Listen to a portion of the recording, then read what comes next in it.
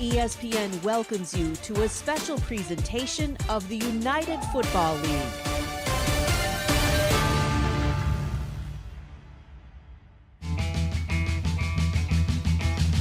Spring, a symbol of renewed dreams and fresh hopes. And so is this. This is a Big Ten moment. A league that means opportunity. All day today, 50 minutes of flying around. Yeah, baby, let's go! You gonna throw it the flat or the drag? Slam. No one can catch it! Can't stop addicted to the shindig. Give every single one of us a second chance to do the thing we all love to do. It keeps the dream alive to make it back to the NFL. It's not something I'll really give up yet. When the stakes are their futures, the competition is fierce. Ready? Go kick somebody's ass! The world I love, the dreams I hope to be part of the wave. Can't stop money. What a catch! I can't really imagine life without this game. I got something to prove, for sure. So breathe in the spring air and cast your eyes on the UFL.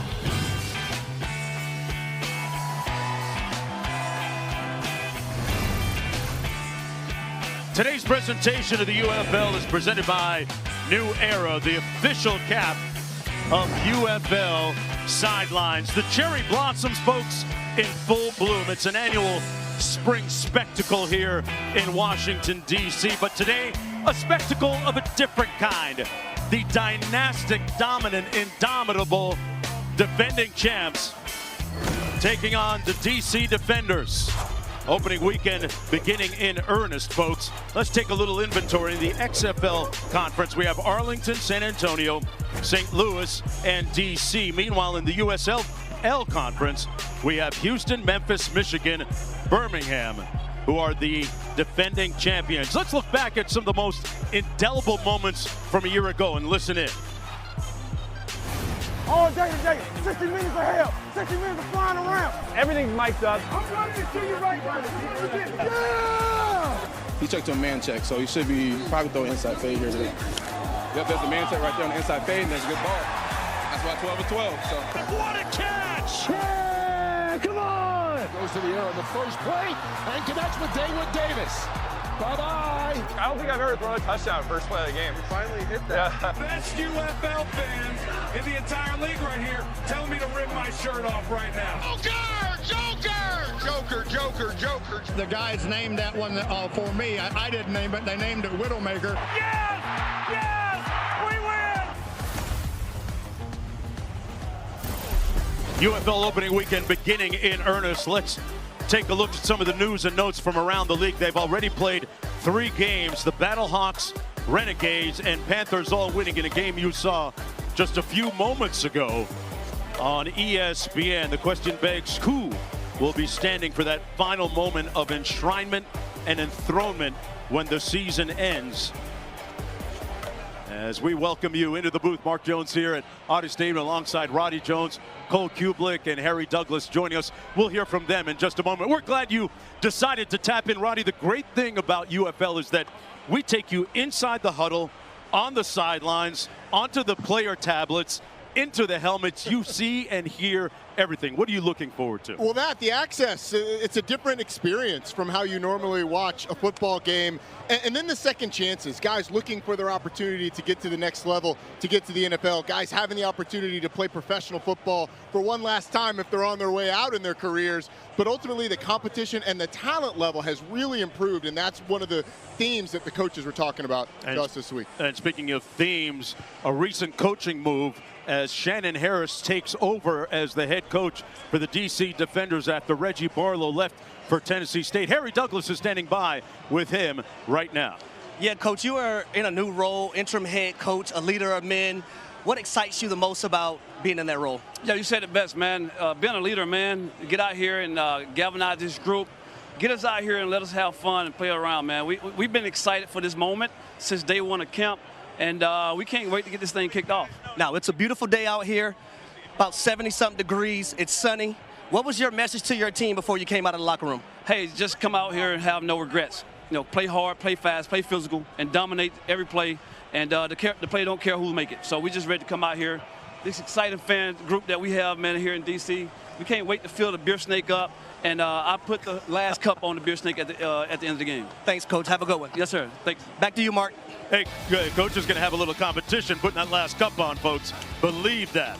Jordan Ta'umu is back. He threw 15 touchdowns a season ago, Roddy. He can really spin it. He can. He can hurt you with his legs, but really with his arm through the air is where he does most of his damage. Got really banged up a year ago because that offensive line ahead of him was really injured throughout the season. So they're hoping an improved group there can lead back to the form of 2023, where he was the XFL's Offensive Player of the Year, cut down on some of the turnover issues he had a year ago, but they're going to lean on the run game too. Yeah, they're hoping to keep him upright with that improved offensive line. When you talk about dynasties in sport, it's always a very special moment when you have the coming together of a crew that wins and wins and wins, like the Celtics under Bill Russell, 11 titles in 13 years. The Montreal Canadiens from 65 to 79. The New England Patriots, led by Belichick and Brady, two of the best to ever do it. And the New York Yankees, 27 World Series titles in the last 102 years. Now, you may ask, where do the Birmingham Stallions fit? Because they've got it rolling right now. Winners in 22, 23, 24. And according to their head coach, Skip Holtz, he says that they have a better team this year than they did last year. And for more, let's go downstairs to Cole Kublik, who's standing by with their starting quarterback. Well, that's going to be Alex Magoo for the opener this year, back as the Birmingham Stallions starting quarterback. I heard you coming on the field for warm-ups. You said, feels like a great day to go for over 300. How much of that confidence comes from, though, Mom's chicken being delivered to you here today in the stadium for your pregame meal? It's huge. You know, when your body feels right, your mind feels right. When your mind feels right, you can accomplish anything. So looking forward to it today. Thanks, Alex. I appreciate it. All right, Magoo back after spending a little bit of time with the Green Bay Packers. Hey, one of the wonderful things about UFL football is that you can wager on the league in real time. We're going to bring in Aaron Dolan right now. Aaron, tell us what's happening in terms of what the interesting lines, props are, and what the movement has signaled so far. Well, the Stallions opened as a 7-point favorite, and right now on ESPN Bet, we're seeing 85% of the money as well as 72% of the bets coming in on them, which has then pushed this line to -7.5. Now, as for some of the best player props that we're going to be seeing and the most bet on, that's going to go with Magoo. I mean, if you look at his rushing attempts to go over 4.5, that's taking the most amount of money. For him to go over 14.5 completions, we're seeing the most bets there. And then as for some betting trends, the under has been profitable for bettors so far during the UFL season in week 1. 2-1 to the under. The only time we saw an over cash was with 19 seconds left with a field goal. Currently, we're seeing this total at 41.5. And the money, no surprise, is on the over. Hey, what about that? Seems to be a popular one. Well, we are fictionally putting some down ourselves. I got the Ta'umu over on passing yards. Roddy's got Magoo. Cole has Magoo with his rushing yards. He's a very dynamic athlete. Douglas, as Harry has the over. And, well, we got Magoo anytime TD at over 200, or 200 plus. We are underway with the kick. From the 5-yard line, it's Deion Kane, erstwhile of Clemson, and he takes it out to the 32-yard line. Will be 1st and 10 from there for quarterback Alex Magoo. 6'3", 214 pounds. Take over 1st and 10 after that 27-yard kickoff return. Was the 2023 USFL MVP, leading the Stallions to the title.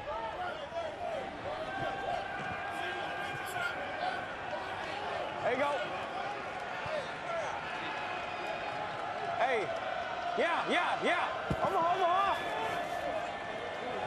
Ready, set.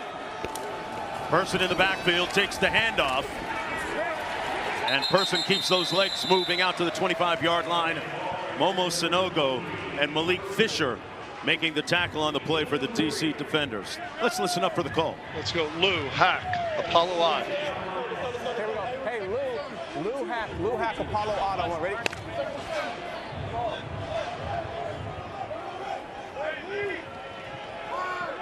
You gotta get sacked!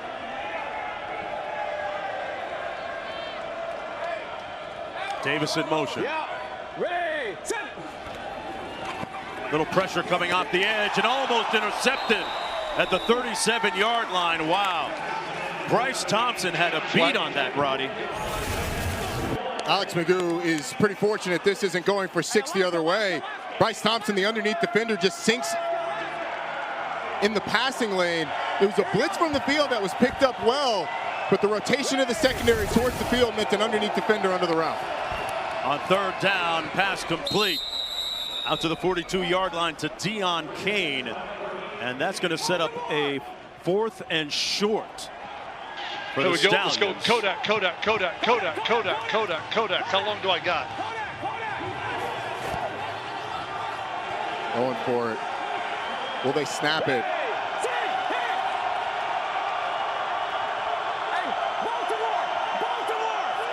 Kane's got one-on-one coverage to the bottom of your screen. They're going to keep it on the ground.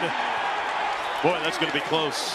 That's going to be extremely close. Joe Wallace was right there alongside Deontay Anderson to make the hit on Person Jr.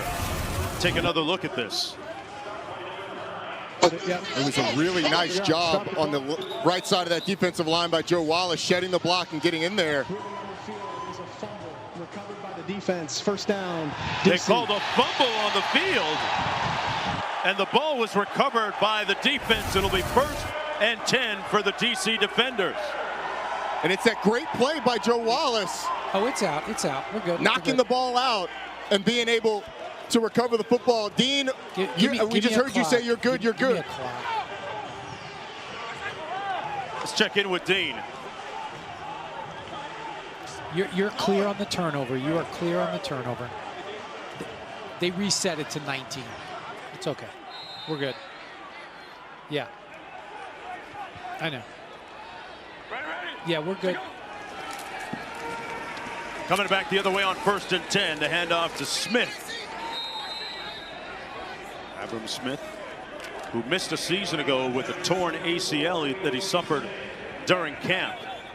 Zeno making the tackle on the play.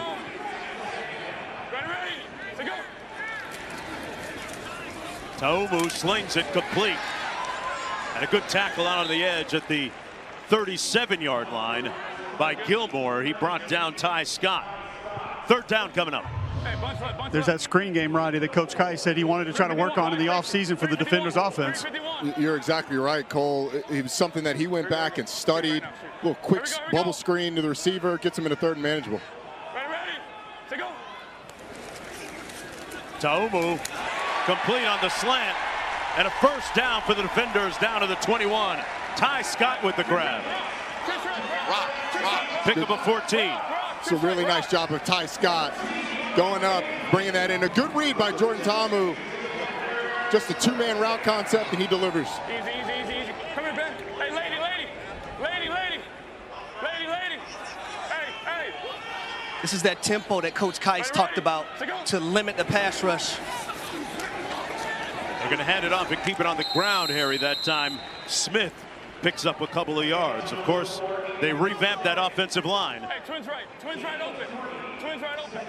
Lasso. Twins right open, lasso.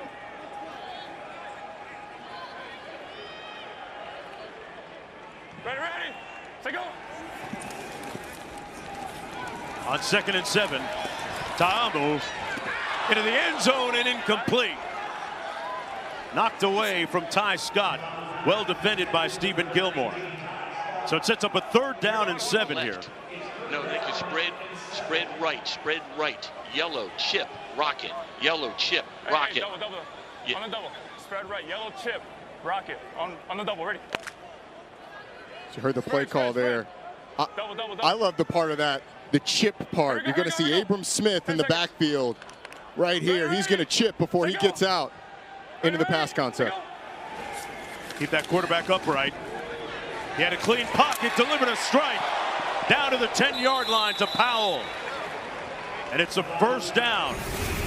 Gain of 9 on the play. One of the things Birmingham feels really good about is this revamped offensive line. The chip from Abram Smith helps slow down the pass rush from the defensive end. And they're going to call it incomplete. It looks like that ball came out at the end. Late. So you got incomplete call on the field. Really nice job by Stephen Gilmore of knocking it out before before Cornell Powell had a chance to firmly secure the football and make a move common to the game. Wow. So 4th down and 7. Matt McCrane will come in to attempt the field goal here from 37 yards out. McCrane was 16-20 a season ago.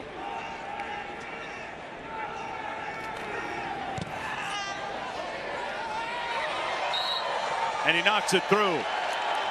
DC on the board first.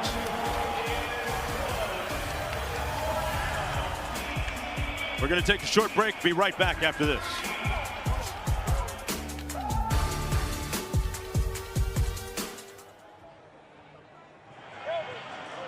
I thought he caught it. Damn. I looked away. I thought he did too.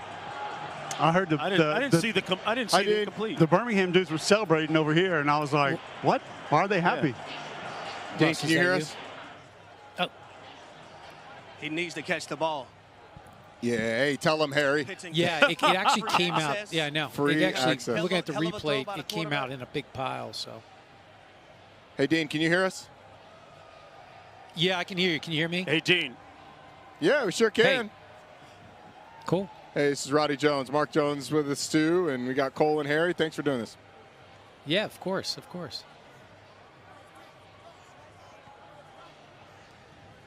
So,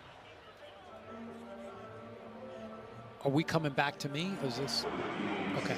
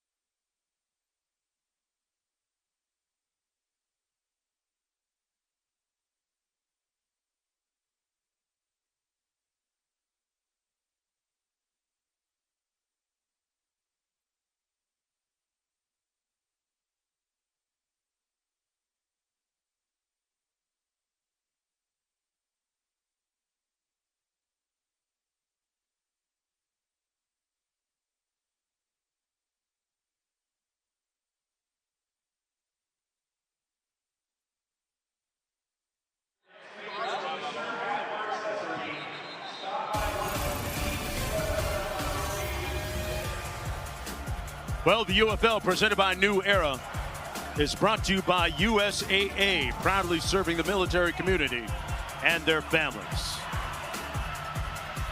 Back here at Audi Field, as we look at some of the championships over the years won by the Birmingham Stallions, Coach Skip Holtz is quick to remind everybody willing to listen, saying, quote, "This team hasn't won anything yet." Roddy, that's a hard sell, man. It is, but when nearly half the roster is new, yeah, he's not entirely wrong. On the return, it's Deon Kane, who was all-league a season ago on returns, and this is why. Neon Deon out near midfield. And a great return and good starting field position on this drive for the Stallions. Folks, today's Impact Players are presented by New Era. Look at some of the quasars and constellation of stars on the field here today. When you look at the Birmingham offensively, the tight end Jay Sternberger, one of the best tight ends in the league, all UFL a year ago, and Ricky Person at running back. Those two guys have to have big games. Defensively, it's going to be Anthony Hines III, the middle linebacker, who's had the best camp of anybody, according to the coaches, and Monte Nicholson, who got some really high praise from Greg Williams earlier this week. Ready, set. Magoo, backside heat, got it out in time, complete to Petway. And Petway picks up some nice yardage. They like Petway's enough for the first. Yeah, they like Petway's athleticism, Mark. A guy who kind of grew into that tight end position, was a big physical wide receiver at Iowa State, and now can kind of do it all. You put him with Jay Sternberger, who's sort of your route runner, the offense guy. Jordan Thomas is basically an offensive tackle, power forward, playing tight end. It's a nice group that Coach Holtz has his hands on here. Yeah, Cole, and they've added a guy like Jalen Camp, who's 6'2", 200, almost 30 pounds as well. A lot of size out there out wide. Flag down on the far side of the field. Magoo hands it off inside to Marable. It's going to go for about 3 yards. Number 46 lined up in the neutral zone. Number 46 offside. He wants it. Yeah. Sorry, 48. Yes, he wants it. Yes. Offside. Number 48. Defense lined up in the neutral zone. 5-yard penalty. Still first down. That's going to move the nose of the football to the 37. First down from there for the Stallions. This is their second drive of the football game. Birmingham had the #1 offense in the league a season ago. One safety deep for DC. It looks like they're going to sell out to stop the run. Man-to-man coverage across the board. Magoo, pretty dynamic runner, couldn't get those shoulders square, and is brought down by Mintz for a gain of about 1. Let's bring in Greg Williams here, the defensive coordinator.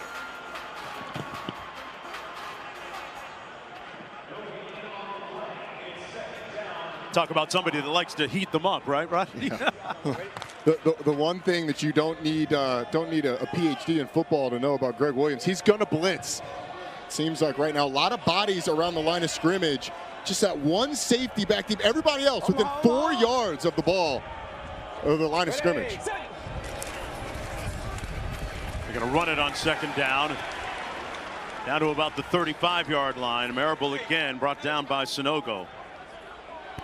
Now, I'll be honest with you guys. If you're Birmingham, you want to take advantage of DC's defense. If they're going to line up man press across the board, you want to try to get it out on the perimeter to these wide receivers and these athletic tight ends and let them utilize their athleticism. A lot of times coaches will tell you something, and they talked a lot about the improvement of this DC secondary, but now, Harry, you're right. Like, they are showing us that they believe in the improvement as everybody pressed up around the line of scrimmage for DC. On 3rd and 3, pressure, heat, incomplete, and they get the stop. Greg Williams dialing up some smoke for DC. Hines with the pressure on the play, and it's 4th down. And it was Anthony Hines, as you said, with the blitz. Right there in the middle, you get the stunt inside by the defensive tackle. Guard moves down to try and solidify and pass that off. Anthony Hines comes right off his butt and has a free run at the quarterback. So in comes Harrison Mevis, attempting a field goal from 53 yards out. He has a 61-yarder to his credit. Enough leg, and he drills it. Wow, with distance to spare. Ties the game at 3 apiece.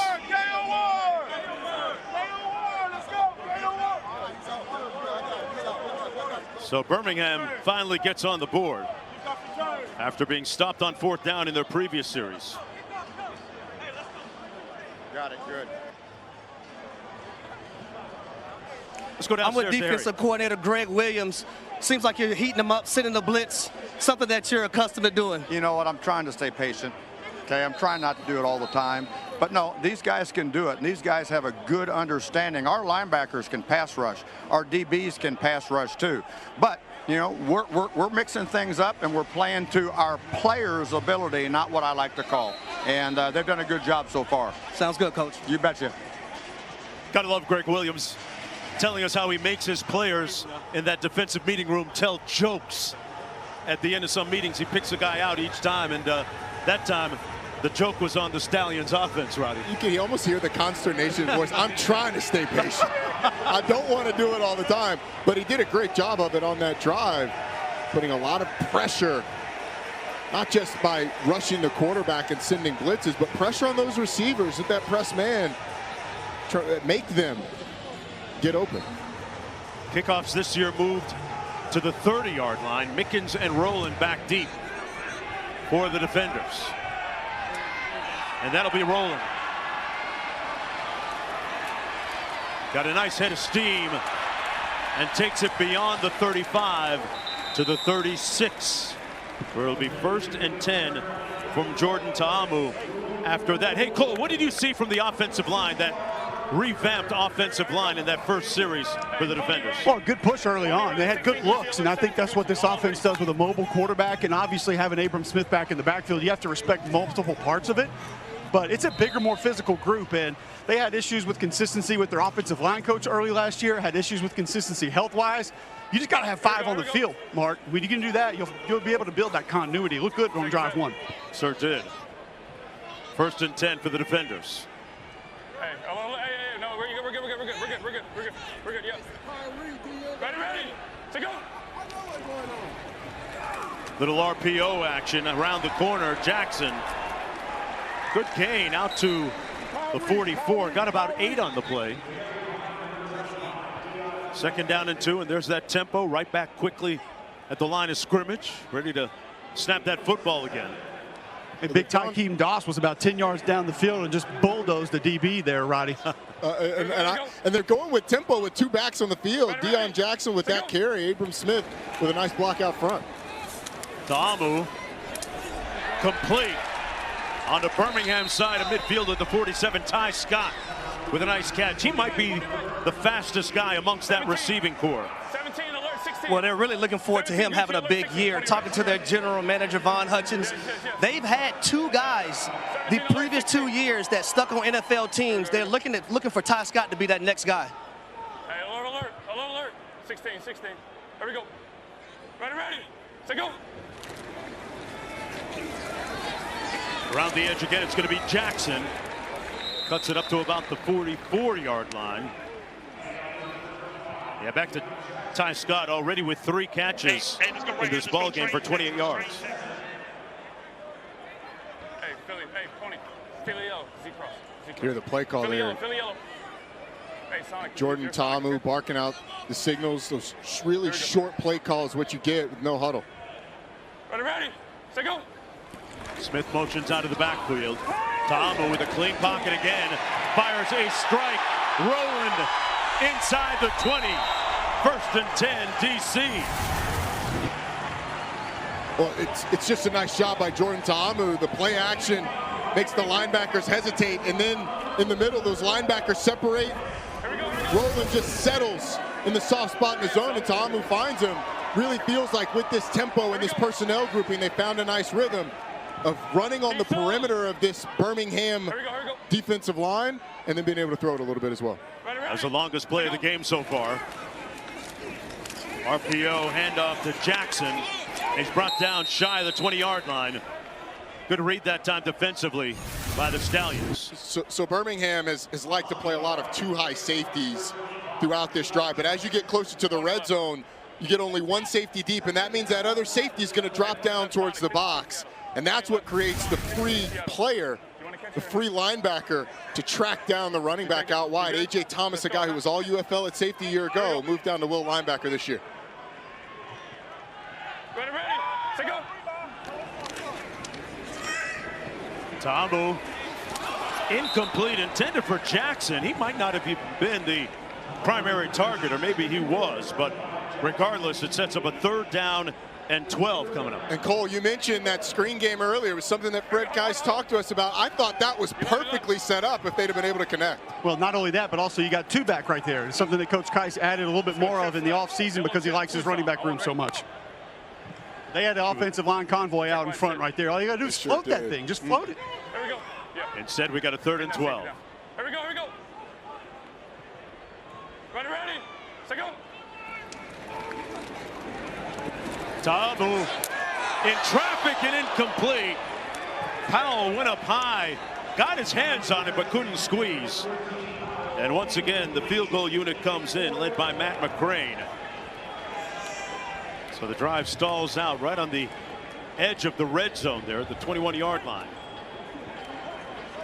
Just a couple of errant passes to Jordan Ta'amu, who's going to want back. If he puts that one right on Powell, then he's probably able to convert and be down inside the 5-yard line. And then the screen pass, as Cole said, just get it to him.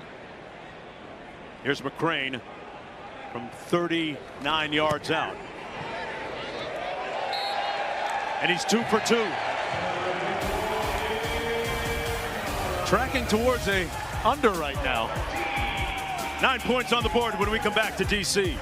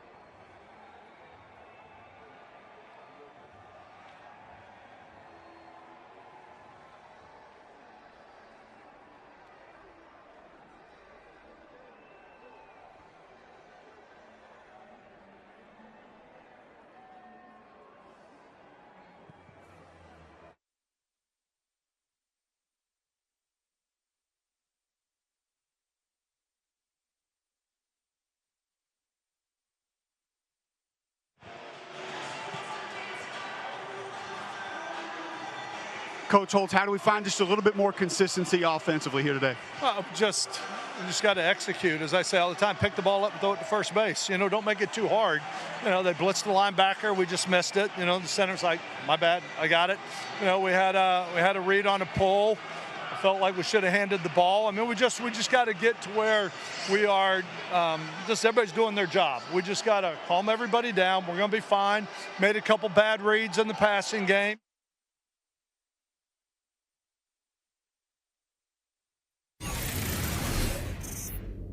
Thank you again. Hey, careful with the win now. Careful with the win part. Careful. I was good with everything but the win part now. Careful. Play don't care who make it. The play don't care who make it. Let's go down here and have fun, man, and get it started off right. Crash out on 3. 1, 2, 3. Crash out. Get the fuck out.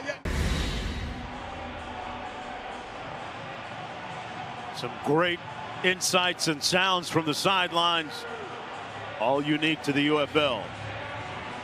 6-3 lead for the visitors, pardon me, for the home team. Mark Jones alongside Roddy Jones, Cole Kublik, Eric Douglas down to the field on opening weekend. This is game 4 of 4.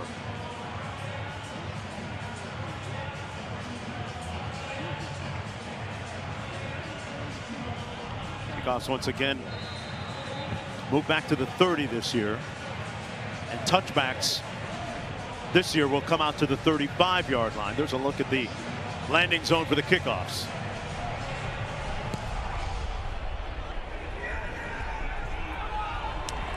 From the 10, it's Amari Rogers.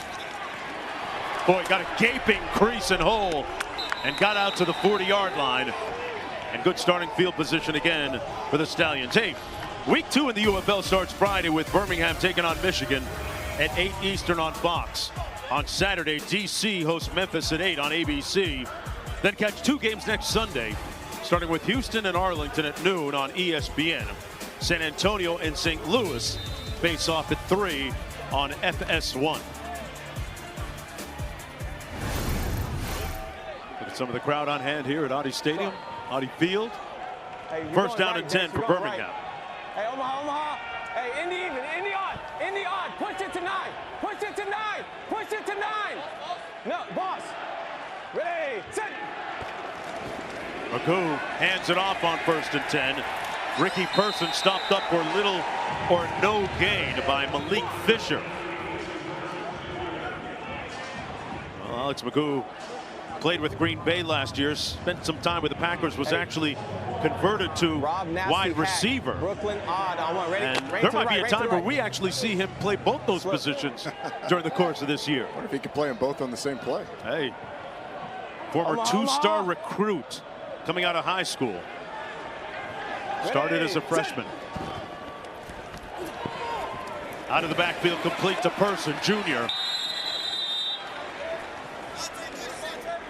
Nicholson pushed him out of bounds. Let's go down to Cole. Mark, I talked to Alex McGough about that. I said, how much did playing receiver in Green Bay help you being a quarterback? He said, the understanding definitely helps out. He said, probably actually helped me out more going to receiver, having played quarterback, than coming back and playing quarterback, having played receiver. But he said it changed his outlook on a few things. And he absolutely has the athleticism. Guys, if Green Bay wins that playoff game, they had 2 receivers injured. He was going to be the next wide receiver up for that club.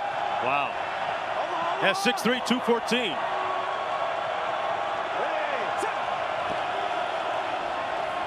Third and 6, and this is where he can burn you with his legs. He slides in safely at the 42-yard line to move the change punts. Hold on, there's a flag. Number 11, previous spot, it's going to be 3rd down. Holding, number 11, offense, 10-yard penalty from the previous spot, still 3rd down. Going to go against C.J. Marable, the running back. Marable's there on the right side of the screen. Just has that blitzing safety and does get him hooked. Wow, unnecessary. Anderson. Yeah, look, I defend my running back brethren. I knew you would. It wasn't that much. Alex McGough was already passed. Roddy, you got to get your hands inside, buddy. Thanks, Rob. Thanks, Harry. You defend the receivers, Harry. I'll defend the running backs. Let's go to our wide receiver for more on blocking.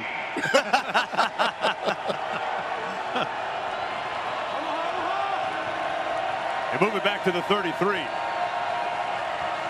3rd and 16.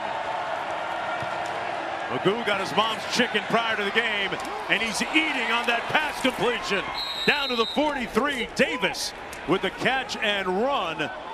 And enough for the first down, a 22-yard gain. He's got all day to throw the football. Just sits in the pocket, evaluates.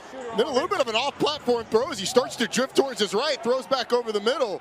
Really nice delivery to Davion Davis, and a big conversion for Alex McGough. Down to the 44. Ready, set. McGough down the sideline. Flag thrown, incomplete. Sternberger, the intended receiver. Okay, let's fix that being spot. defended by Keandre Thomas. Yeah, 21. So that's the full 15. Full 15. Yeah, number 21 defense. Yes. Pass interference. Number 21 defense. 15-yard penalty. Automatic. First down.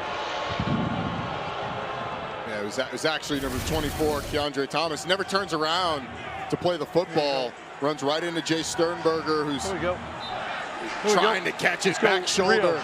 Rio. It ends up being a big Seattle conversion. Rio. Seattle odd 1.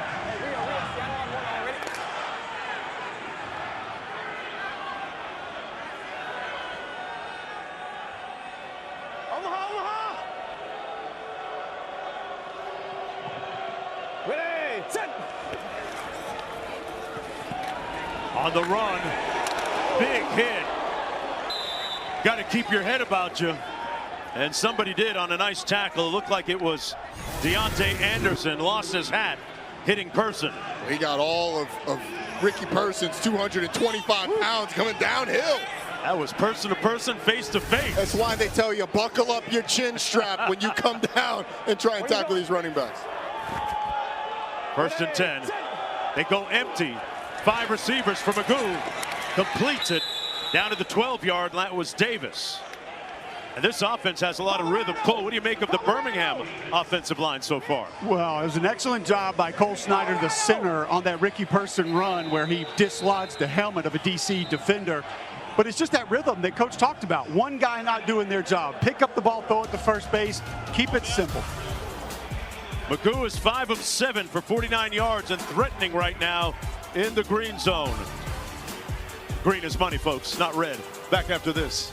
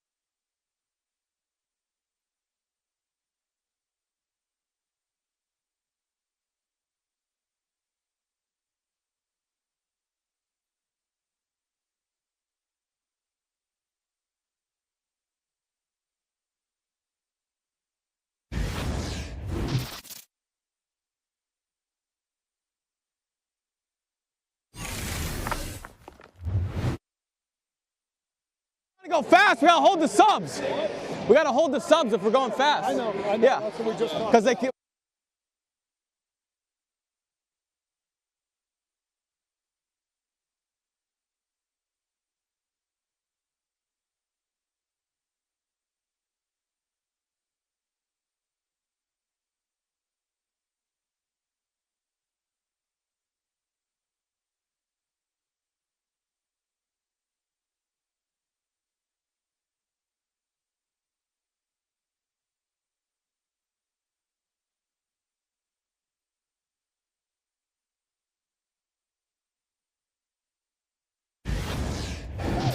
Hey, if we're trying to go fast, we gotta hold the subs.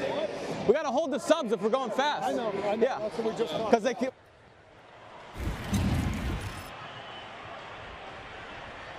Magoo be like, hey, coach, you got to let me spin. You're trying to get players in. You're slowing my gears down. But I think it shows you that they were on the same page. Skip Holt says, hey, that's what we were just talking about. So Alex Magoo, despite being away for a spring season, having been with Green Bay in the fall of 23 and 24, comes back, and he and Skip Holtz already on the same wavelength. Zach, Texas, even. Louise, Zach, Texas, even. No. Start of the second quarter. 2nd and 4.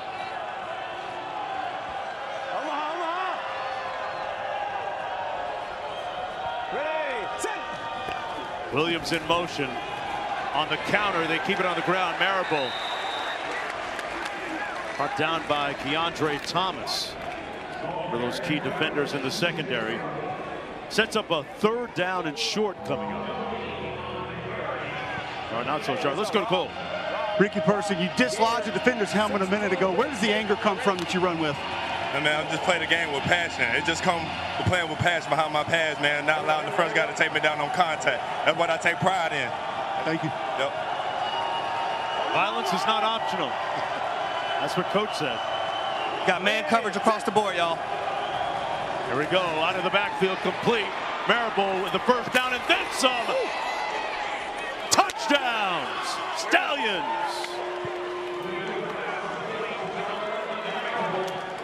No, you're gonna go with touchdown. C.J. Marable. Going for 2. What hash? Going for 2 here. What hash? So they're going to go for 2, it seems, from the 5-yard line. Touchdown is clear. Touchdown is clear. Clear touchdown. Going for 2 from the 5. Here we go. Goal line mechanics. Touchdown was confirmed.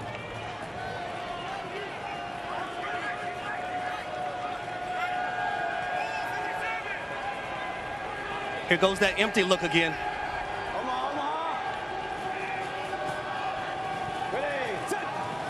Davis in motion. McCoo under heat. Got it off anyway, and they get the two-pointer. Marlon Williams in the end zone. And the Stallions with an auspicious beginning here to the second quarter, taking an 11-6 lead. Harry, you've been all over it the last two plays. They went with the empty look and then motion to a 4-receiver side. But here's the touchdown, and Harry said it. It's man-to-man across the board, which means the linebacker has the running back out of the backfield, where it's immediate release by C.J. Marable, and the linebacker's got to navigate through all that traffic. Momo Sanogo's not able to get out there, and C.J. Marable ends up in the end zone. So we've seen an adjustment from this Birmingham Stallions offense. And on the adjustment, it was a trips formation to the field, empty set. They motion a receiver over to that trips, make it 4 receivers to one side. There's only 3 defenders over there. Now, DC went man-to-man coverage, just not enough guys to cover the space. And this Birmingham offense has found a little bit of rhythm. And Roddy, on that touchdown play, just a great job by the outside receivers getting that pick for the running back out of the backfield. Yeah. Hold on, did you say pick? Did you say pick, Harry? You know I did. Okay. That's a 4-letter word, but yeah. Yeah, no, I saw it. We'll come back to it. We'll come back to it. Hey, Coach, I don't think they can go. I don't think they can go like fast, like up-tempo shit. They just got basic as shit. I'll keep plays calling. I'll keep plays coming. You know what I mean? Even if it's not tempos. Yeah, because then I can see what coverage they're in and shit, and I know we can dice them the shit up. Right. Mickens from the 15 takes it all the way out to the 35-yard line. Let's go to Aaron. And Aaron, what do you have for us on the lines? Well, C.J. Marable was plus 105 in order to score, and then he was a huge long shot of plus 575 to end up scoring the first touchdown. So that was great for them. That cashed for bettors. And then as for some of the live lines, we've seen the Stallions get as low as minus 3.5, waiting for the live line to come back up for that. And then as for that total, we saw it dip to 40.5, and it's all the way up to 48.5 after that touchdown.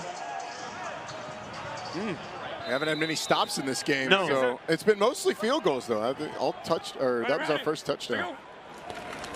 First and 10. Ta'amu's going to hand it off to Smith around the left side. Picked up about 3 yards. This is his 3rd year with the defender, Smith. Tore his ACL in camp a season ago. Tate Crowder making the tackle. And I feel like this is a very important drive for the DC defenders right now. The momentum is on the Birmingham side after going down and scoring that touchdown, guys. I agree, Harry. Ready. Say go. Ta'amu on the out and up. Nobody home. There's a flag down. And we might have some defensive pass interference here as Ty Scott was trying to get open on the out and up. Number 36. 36, we got spot here on this one. Number 36. Defense. Ball replaced at the spot of the foul, automatic. First down. Madre Harper with the infraction. First and 10 on Birmingham side of midfield at the 48. These two teams, remember, last year played a very close game, went down to the last quarter before the Stallions kicked a couple field goals to win. 2-9.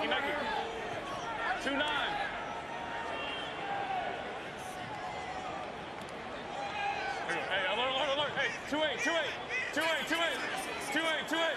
Ready. To go. On the handoff, this is going to be Smith. Brought down just shy of the 45 at the 46 by Winfrey. This is the awesome part of the access that you get. Jordan Ta'amu at the line of scrimmage flips the run from the left side to the right side. An extra safety down in the box was to the field, so they flip it and run towards the boundary. Not a big gain there, but it kind of shows you the mind of a quarterback at the line of scrimmage. Ready. To go. Little play fake. Under heat, got it off short, though. And a little bit wide, so it sets up 3rd down and 8. Intended for Briley Moore McKinney.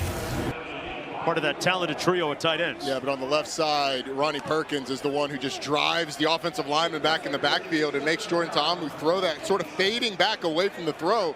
not able to get enough mustard on it to falling short. It's Gunnar Britton, their third tackle. Keep in mind, Mason Brooks out with the flu, would have been the starting right tackle.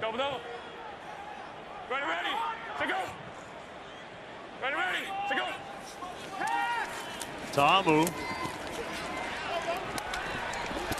gets rid of it out of bounds, threw it away, had to, under duress, and the Stallions defense gets off the field.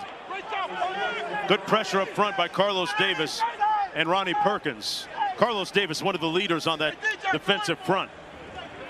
I'll tell you, Mark, yeah. I think he had the tight end on the left side of the formation. I don't know what got him off of it, but Riley Moore McKinney ran a heck of a route and was wide open for the first down. Well, Harry, it looked to me like his eyes came down. Something flashed in front of him that sort of spooked Jordan Ta'amu. There was actually pretty good integrity in the pocket. I thought he could have stayed there, hung in a little bit longer. That offensive line did a pretty nice job until the scramble. Paxton Brooks kicking from his own 40. Nose of the football down. End over end punt comes down inside the 5 and caroms into the end zone. Hey, what's up with the beer snake? I haven't heard it or seen any beer snake action yet. I'm gonna go check that out. Back after this break.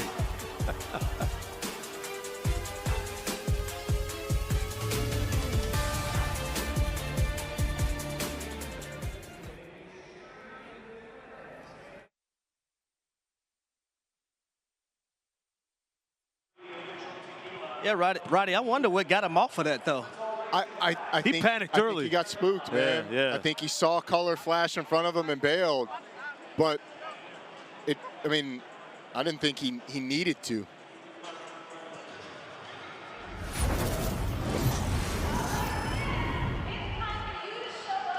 Cole, if they go on a drive here, we're getting into the chicken.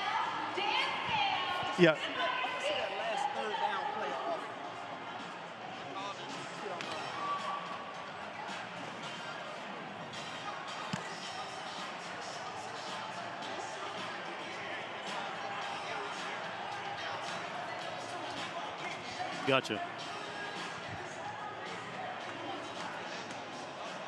Gotcha. That was the perfect setup, though. What goes best with beer snake? Mom's chicken. Need something to wash it down. And keep in mind, guys, you got 65 out of the game for Birmingham right now. Okay. Thank you. 69 out also.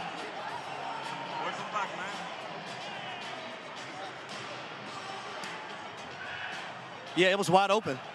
Both guards? It's wide open. So who are their guards now? Let me see what he's seen up front. Oh, no, he had a clean pocket too, Roddy. That's what I thought, Oh, yeah, man. clean pocket. So you drink and then you add a cup? I think last year is still in his mind. Timer goes off. What's up, bro? Appreciate it, man. You too. It's actually, I'll say this, a pretty clean football game.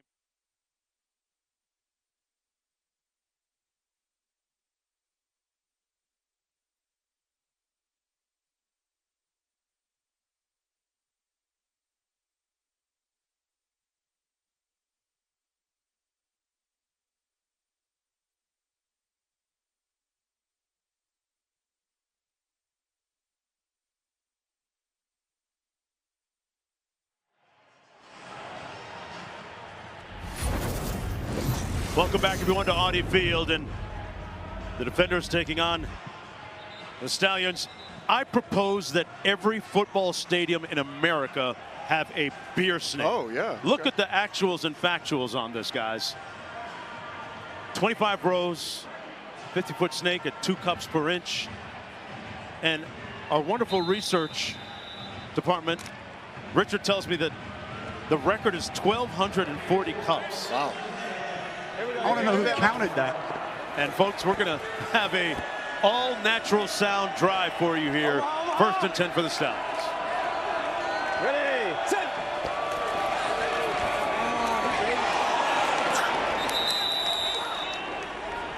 Hey, it's fine, Dion.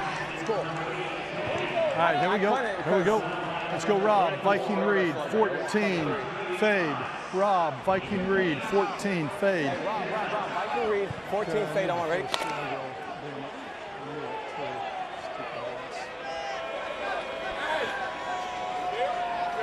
Here we go. Omaha.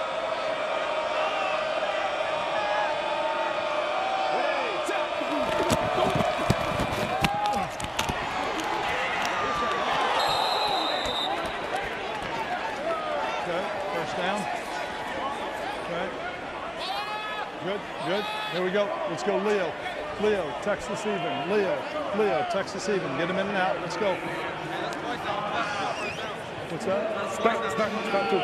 Yeah. Leo, Texas even. Bubble.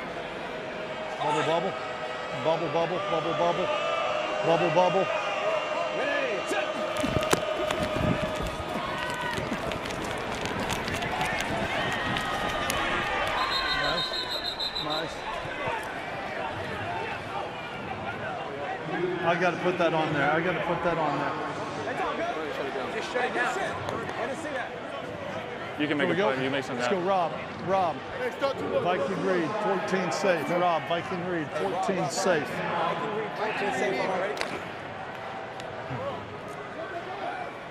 All right, a little more aggressive this series, right? Bird! Here you go, Omaha. Okay, 14 safe here. Ready, set!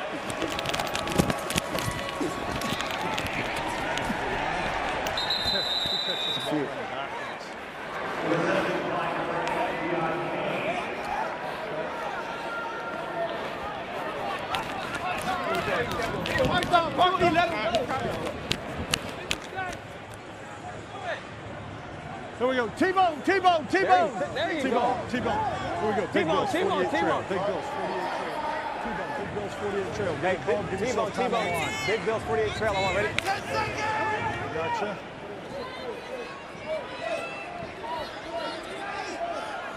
Omaha.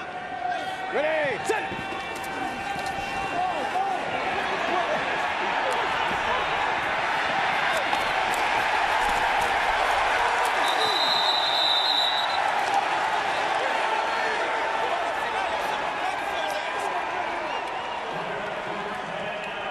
Alex Magoo taking various hits. A little slow to get up after that one. He had an army chasing him. He did, but he also had a receiver wide open down the field. It was a play action out of the T formation, but the back furthest to the right in that formation, Ricky Person leaped out of the backfield up the field and was wide open. It's a great play call, but the pressure didn't allow Alex Magoo to get the ball off. So fourth down coming up. A punt from their own 24-yard line. Holmy Wadman.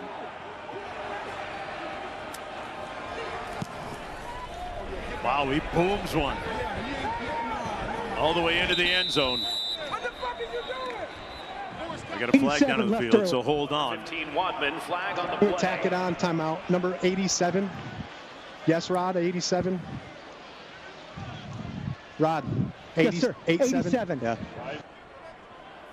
Legal formation. Number 87. Kicking team. 5-yard penalty will be added to the end of the kick. First down. Timeout. And a timeout on the field after that 61-yard punt. The reigning champs with the lead when we come back to DC.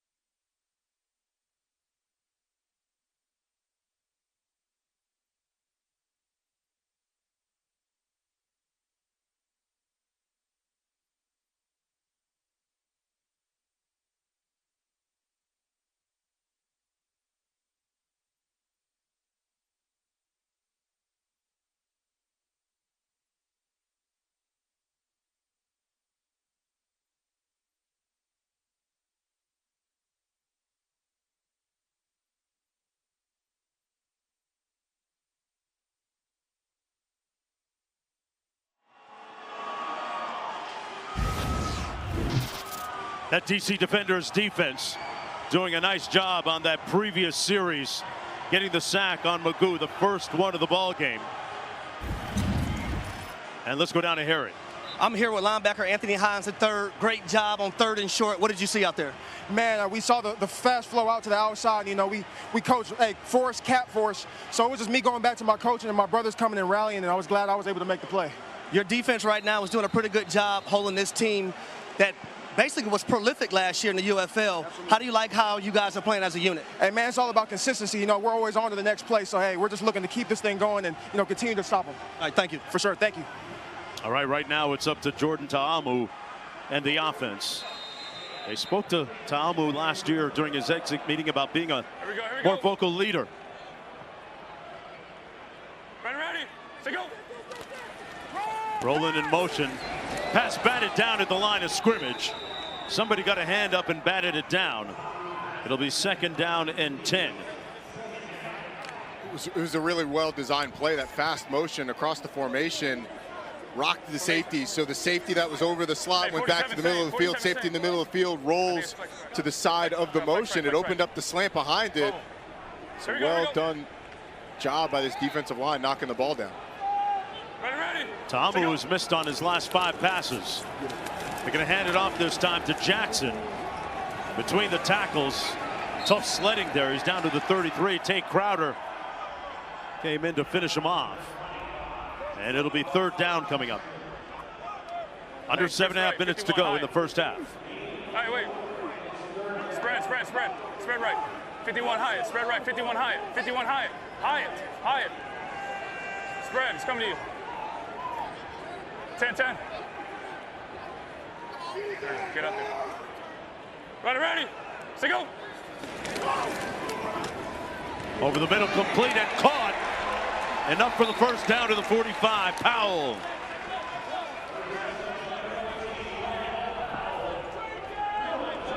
Powell with a nice, strong catch on a slant.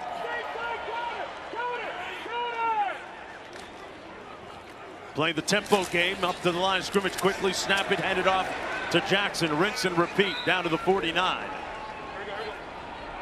The big reason why that strong catch that Harry talked about was so important is it allows DC to really get into some tempo. The tempo is only effective if you're able to get first downs, and that first down is so important. Trying to wear down that Birmingham defense at least a little bit. They keep it on the ground this time. It's pretty warm down there on the field. Cole, I see you in that bucket hat, bro. It's hot. I mean, and I will say, the sun goes behind the clouds a little bit every now and then, and it's nice. But when it stays out, there's a little humidity here in the air. It's I didn't even know they had pollen in D.C., but apparently they do. It's a real thing. Oh, yeah. Hit that Flonase, partner. Oh, they definitely have pollen because I can't stop wiping my eyes. 1st and 10. Ready, to go. Got some movement up front. 58 with contact. You got NZI. Neutral zone infraction. Neutral zone encroachment. Number 58. That's going against defense. 98. 5-yard penalty. Still first down. And that moves the ball to the 38-yard line. 3rd penalty against the Stallions for 29 yards. And what you hear in the background right now is these fans saying, "Feed the snake." The beer snake, that is.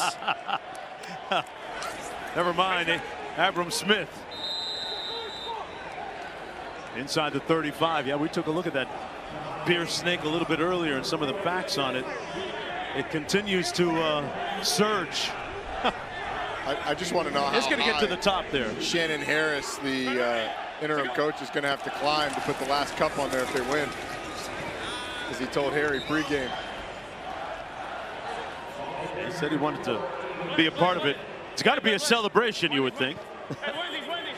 Abram Smith again with the run. Some more facts about the snake. Boy, 75 pounds when it gets to 50 feet. We got all kinds of flags down in the field. 98 encroachment again, yeah. First down. Number 98. Encroachment, number 98. defense, 5-yard penalty results. Now you guys in a are first seeing down. the effects of what tempo does to you. It has you tired, has you undisciplined. As you see 2 penalties on this drive for the Birmingham Stallions defense. Not only do you see the 2 penalties, Harry, but you're also seeing guys like Ronnie Perkins, who looks a little winded on the edge, trying to catch his breath. It is still the first game for these guys. So that football playing shape when you get in a long drive gets tested. Yeah, Perkins, they wanted him to go in for punt cover a couple series ago, and he's like, I need a breather, guys. He tapped the helmet, said, get somebody else in. It's an 80-degree day. Tamu's pass batted down at the line of scrimmage again. That's the second or even third time we've seen that happen. Tate Crowder got a bid on it. They do a nice job picking up the initial blitz. Abram Smith gets it off the edge, but late, you get a free rusher at the quarterback who's able to get his hands up and knock the ball down. Such discipline from this defense, from this this Birmingham defensive front 7. You're not able to get to the quarterback, get your hands up, try and knock the ball down. Remember, all the teams trained down in Texas, where it's known to get a little bit sticky even this time of year. Low snap for Ta'amu, and he's just trying to survive at that point. Brought down to the 32-yard line. Sets up a 3rd down. The offense imploding on that play, Roddy. Yeah, the snap just doesn't get back to Ta'amu.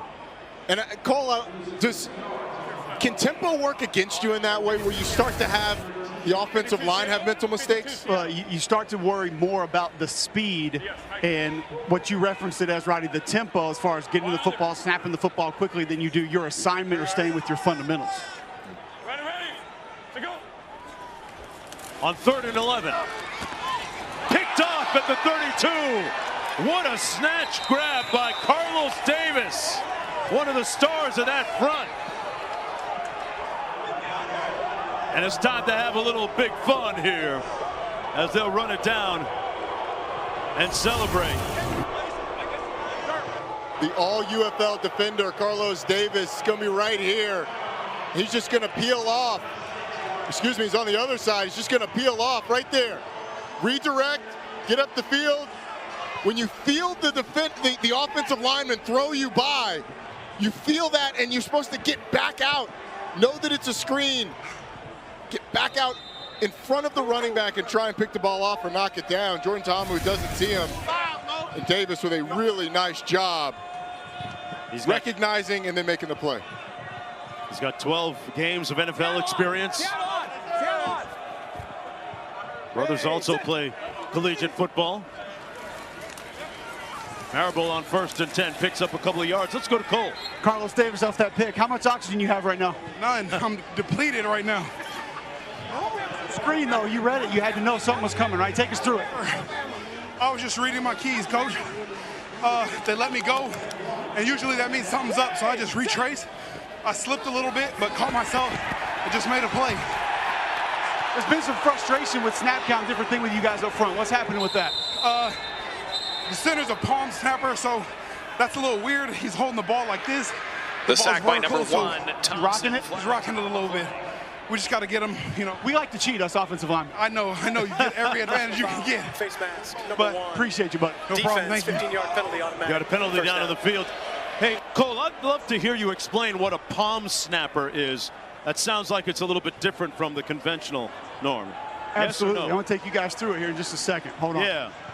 Thanks. Bryce Thompson, meanwhile, with a face mask when he had Magoo pretty much sacked. Look at this. Bad timing. He had him. Yeah, he did, and it's just unfortunate the way Magoo kind of bends to try and get out of it. The hand gets caught, ends up costing him 15. 2:37 to go in the first half. The reigning champs with the lead. Magoo steps up, going to take off. Wow, he took a hit. He took a big one earlier too, but bounces back up. Good hit by DeAndre Thomas here. It's a good job of climbing the pocket and getting out. But Alex Magoo, a guy who's got, as you said, he was a receiver at one point in time with the Green Bay Packers. He's got that mentality of, I'm not sliding, I'm taking these hits. is one that you don't love to see from your quarterback. Yeah. We have hit the 2-minute warning. Birmingham up by 5 when we come back.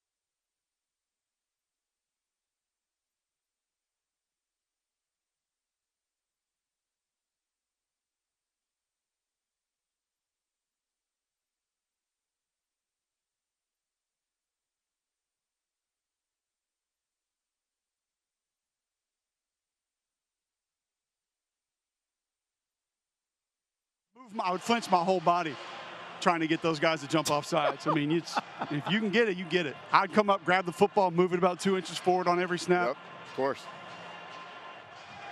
It's like you said, Eddie Guerrero, cheat to win. Our New Era is brought to you by Progressive Insurance.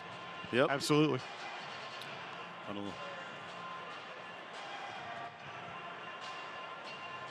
I'm not crazy about the way Magoo likes to get hit, man. I am not either, especially the way he was limping around in pregame. I'm almost thinking he has like a little ongoing knee deal, and it just pops up on him every now and then. That's what it sounds like to me. Yeah.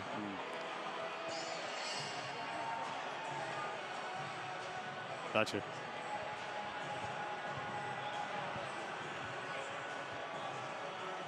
You think from the side probably is the best?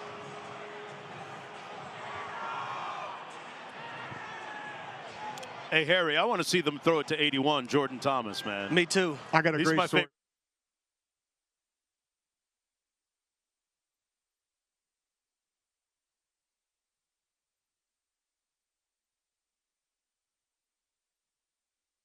No kidding.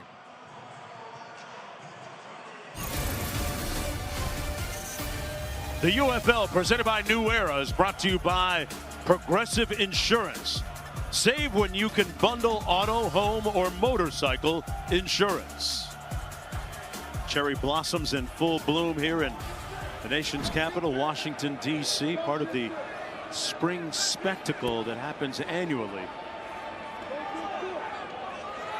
I hope you have a lot of Claritin and some tissues. A lot of pollen in the air. Yeah. Regular 13. First down, pardon me, second down and 4. Hey! Buffalo 13. Buffalo 13. Buffalo 13. Buffalo 13. Omaha.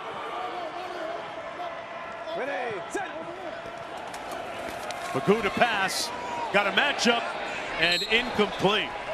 Good coverage downfield by Bryce Thompson. Let's go to Cole. All right, guys, this is what Carlos Davis was talking about with the snap from Michael Maietti out of Missouri for D.C. Traditional way to snap the football like this, kind of like you're just throwing the football backwards. That's how I did it back in the day. Nowadays, guys will hold the point, so you snap by the point. And what he's saying that Maetti's doing is giving it a little jerk like that. He's kind of rocking the football a little bit, which you can just say, like, hey, check 90, check 90. And when you do that, you kind of accidentally sort of flinch the football a little bit. At least that's what I did back in the day, you know. Oh, my bad, I was just yelling something out. I'm not really trying to move the football. Sounds like some gamesmanship. Yeah, you take everything you can. Cole doesn't look like a center anymore, so I don't believe that demo as much as I would have. Offense, 5-yard penalty. Oh, we got a flag down. And they're going to move it back. Under 2 minutes to go here in the opening half. Mark Jones, Roddy Jones, Harry Douglas, Cole Kublik. If you're Alex Magoo, you got to have better awareness than that. You cannot get a delay of game penalty on 3rd and 4. Especially after an incomplete pass. We've got all the time in the world. That changes the math a little bit. We got to get to the 38. Magoo pulls up in the air, almost intercepted. In and out of the hands of Petway.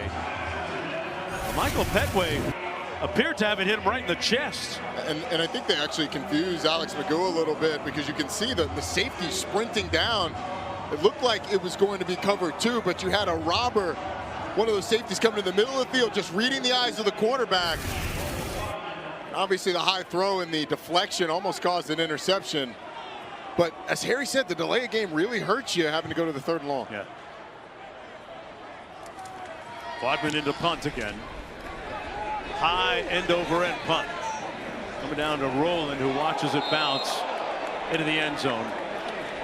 And out of bounds. Or where are they going? Oh, did he get the corner? He got the corner at the 1-yard line. Hey, tonight is hockey night on ESPN. The Kings look to keep pace in the Western Conference playoff race when they host the Sharks tonight at 10 Eastern on ESPN. So Mark, the ball went out at the 1-yard line. They're going to spot it, though, at the 25. Right. Yeah. So let's ask Dean Blandino. Dean, why is the ball, when it went out at the 1, spotted at the 25? Yeah, good point. That's the rule. We wanted to incentivize the return, so we didn't want the punters to use the sideline like that. So if you kick it near the sideline, you run that risk. Inside your opponent's 25, it's going to come out to the 25 just like a touchback, because we want the returners to get a chance to actually return the football. Dean, why are we hating on punters like that? We are hating on punters. That's part of their skill set, and right? I know McAfee's probably upset, but this is our rule. Okay. Look, there's been a resurgence for the brand. Punters are cool now. No, let's go. I like the days where punters weren't as cool as that. Thanks, Dean. Thanks, Dean. 2nd and 1. Tamu's going to hand it off to Smith. Hey, listen, guys, the UFL knows what gets the people going. There you go. To hell with McAfee. It's not kicking. We want returns and returned yards, and taking it out at the 30-yard line. We got a timeout called by Birmingham on a 3rd and 2 coming up. That's their first one used. You know, one thing we haven't seen as we listen into Coach first. To Chris. Yeah. Huh? Hey. Yeah. We had an opportunity for it. Yeah. One's playing way off. Hey, go to X. Go to X. Right. Hey, it's going to be 12 persons, a bunch left tight, 46, X River. Bunch left tight, 46, X River. 12. Bunch left tight, 46, X River. Hey, Todd, come on inside. Put Todd here. 46, X River. Here we go. Yeah, 10. Yeah, no, I love the call.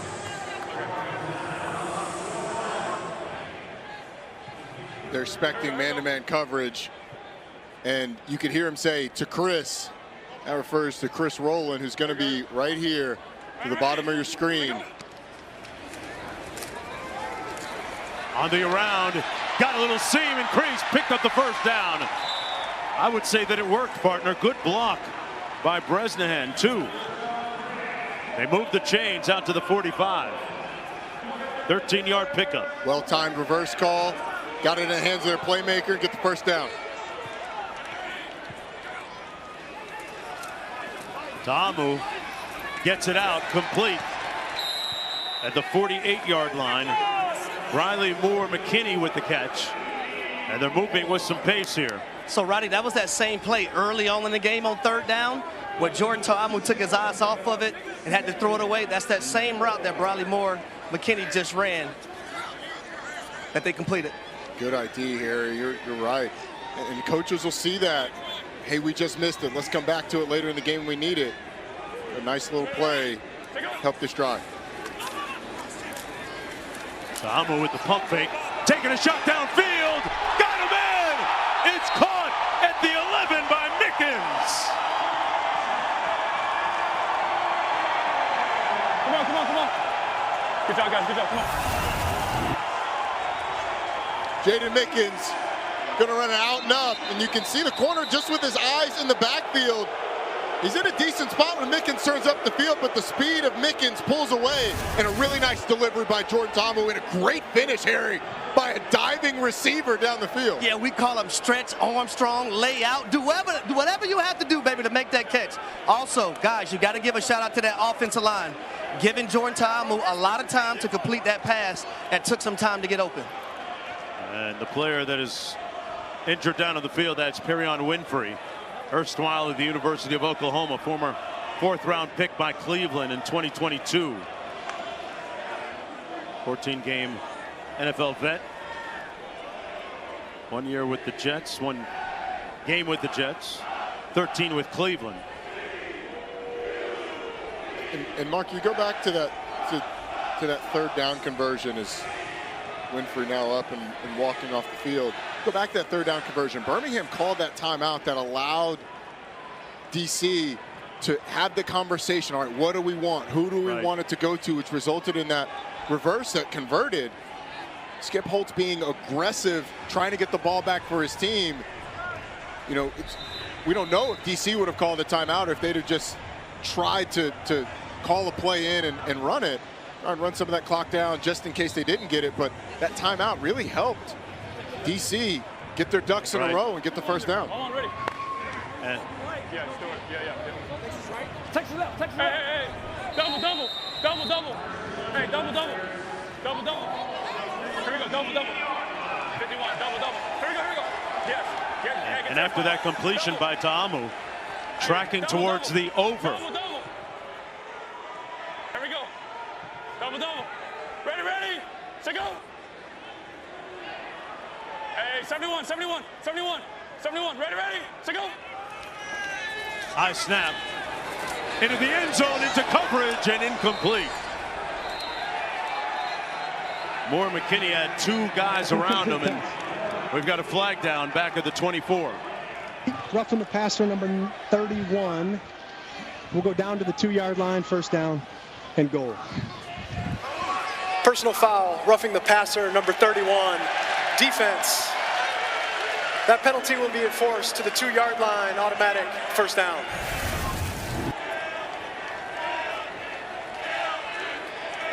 One more look at it. Ball clearly gone. It's the responsibility of the defender to know that the ball is gone. You're allowed to hit the quarterback as long as it's not excessive. If it's within one step, that was a couple steps and a tee off by Kavaya Ticino. So the nose of the football all the way down to the 2-yard line now. You have an extra offensive lineman in the game right now for the DC defender, Jahari Branch. Pretty sure this probably is going to be a run play, guys. Yeah, Trey Berry, the normal long snapper, in there as well, number 80. And you had a new quarterback as well. Yes, Diallo coming in, takes a snap, keeps it, and nowhere to go up the middle. That porous defense on the drive so far, not so much. Marvin Wilson made the tackle. Mark, there might not be a lot of people that know who Mike Diallo is, but when you get a Tim Tebow comp from the offensive coordinator, your eyes open up pretty quick. What about that? Yeah. Very favorable comparison. Now Ta'amu comes back into the ball game, guys. We got a timeout. You got to walk straight to him. Yep. Yeah. 22 on me, please give me the ball. And one-on-one? Okay. Yeah, I like that too. Hey, Trey! That's what Trey, right? Trey, hey, heavy. Heavy right hack, yellow, wide mesh. Now go in the gun. Heavy right hack, Yellow, wide mesh. Heavy, 13 personnel, 13. Heavy right hack. Heavy right hack, Yellow, wide mesh. Mikey, yeah. You want double? Hey, double. Hey, Harry Powell just has to get the ball. How many times has that happened down here? Double, let's go. You ever do that? Say it again for me, Mark. Powell just asked coach for the ball. Asked to get it on this play. If a player asks me, I'm giving it to him. Okay. Let's see. You're going to get a pass play. It's going to be a mesh concept, a couple of crossers over the middle. Tamu into the end zone, incomplete, and no flag on the play. Intended for Ty Scott. He didn't go to Powell. Mario Goodrich.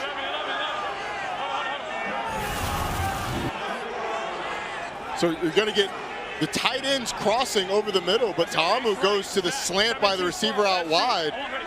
And if DC thinks it's a penalty, they could ask for it to be reviewed as for a pass interference. They're opting not to do that, at least so far.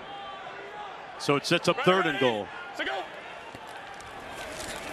Tamu, touchdown, caught this time, Roland.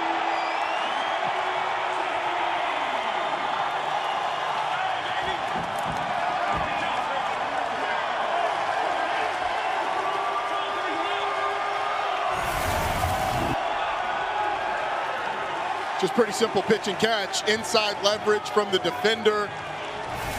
Man-to-man coverage. You clear out the outside, give Chris Rowland room to work. He wins the route. The delivery's there. And DC takes the lead. This point after attempt is brought to you by Ortho Home Defense. They're going to go for 2 from the 5. Remember, part of the rule states you can go for 3 from the 10 or 1 from the 2.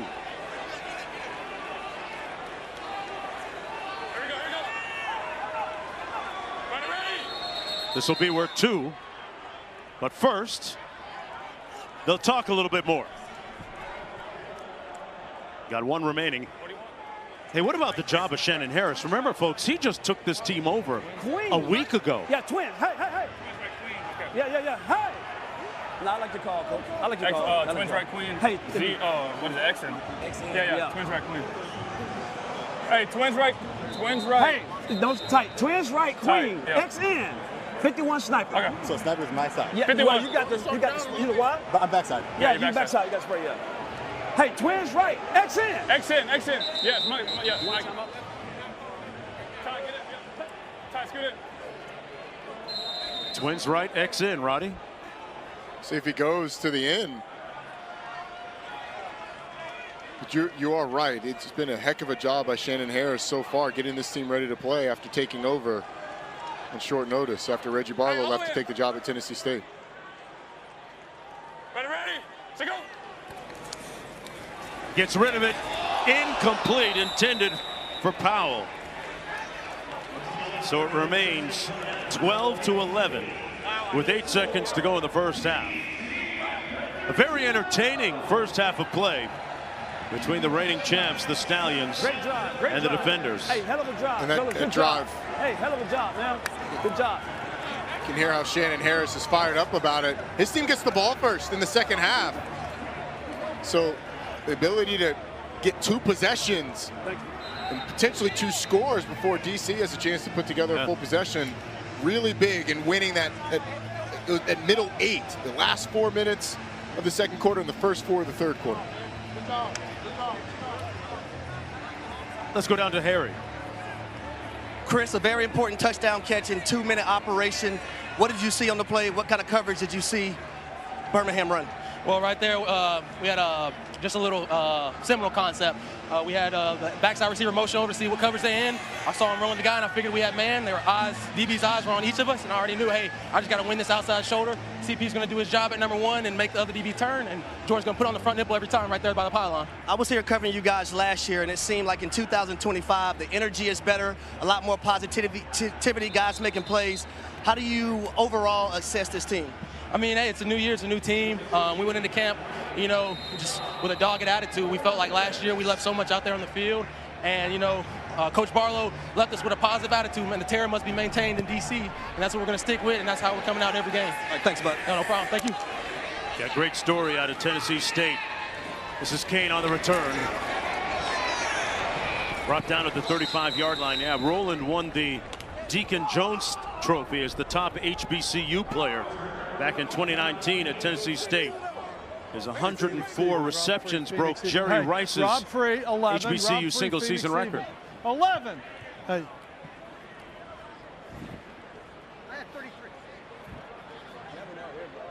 Rob Free, Phoenix even. Who we missing? Sounded like a play call from Skip Holtz. We need a receiver.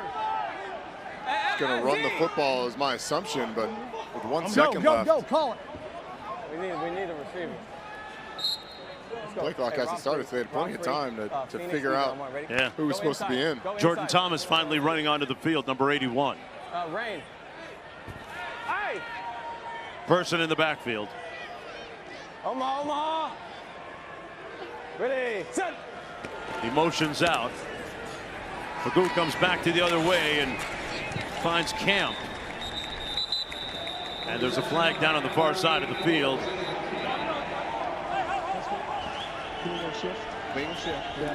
Decline, half over. To a close. Offense, penalties decline. That's the end of the second quarter. So the DC defenders try to avenge and atone for the loss a season ago against Birmingham. One more look at that last touchdown by DC. DC, folks, if you don't already know, stands for Direct Connection.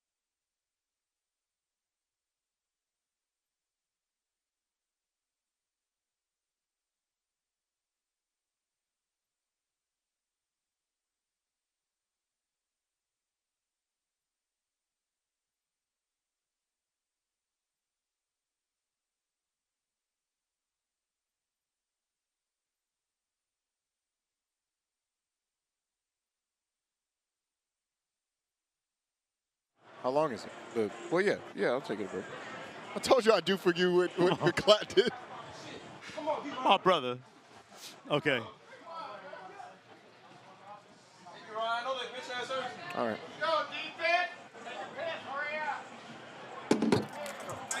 What are we doing on the other side of halftime?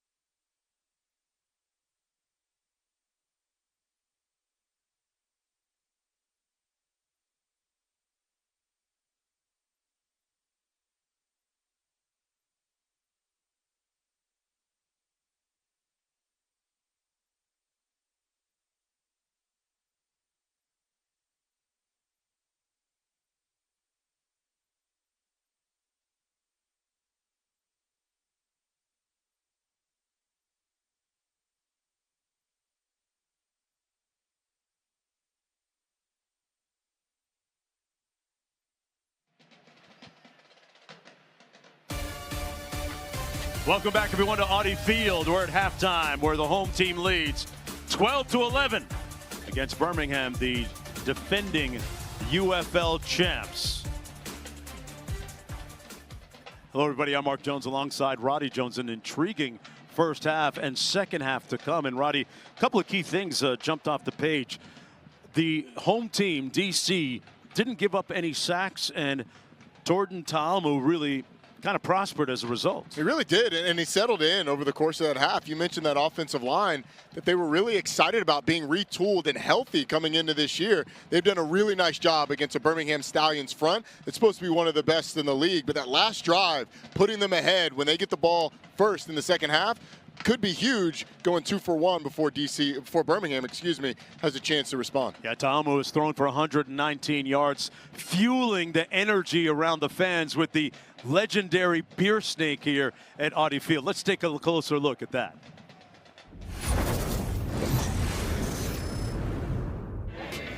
Now has begun. I'll start right when I get into the stadium, about an hour before kickoff. I am holding that thing until about 2 minutes before the game ends. Evan at the bottom has to be pushing up on the snake, and then you got the people at the top. We got cups, settle off on the hop, here we go. We have the DC conductors. Cups, here we go, boom. Boom, what we got? Boom, boom, boom, boom, boom, there we go.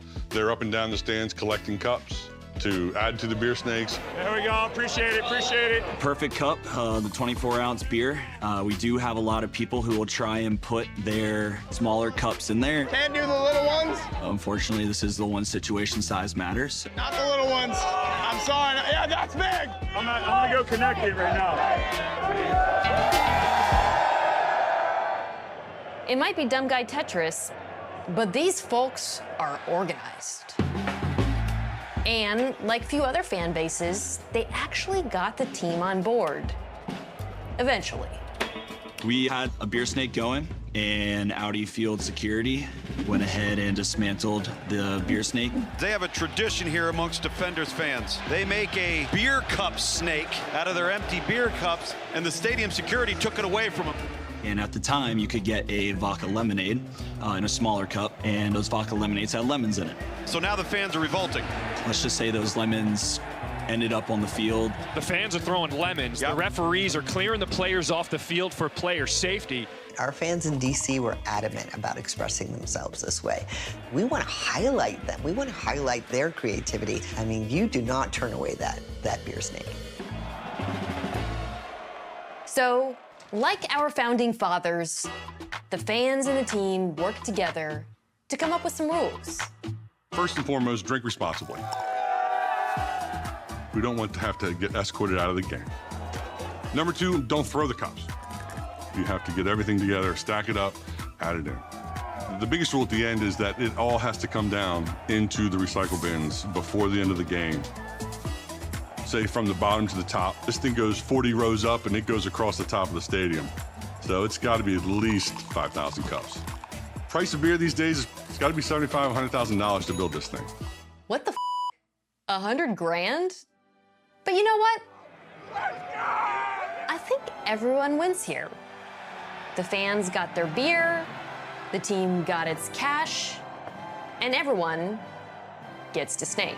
I mean, there's thousands of people just with one goal, and everybody's on the same team. Nobody's against it.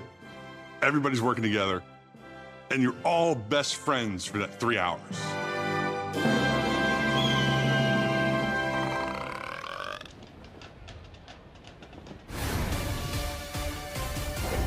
Oh, the beer snake, one of the charming and wonderful things about games here in DC. More coming up on the other side.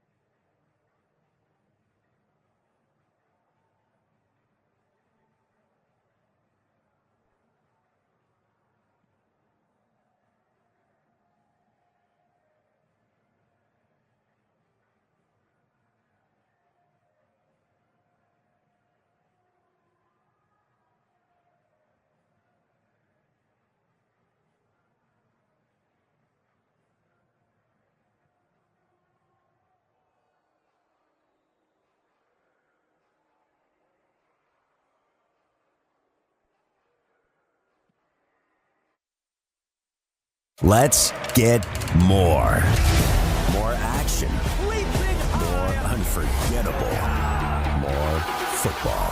Don't miss the action every weekend this spring. Visit the UFL.com for tickets.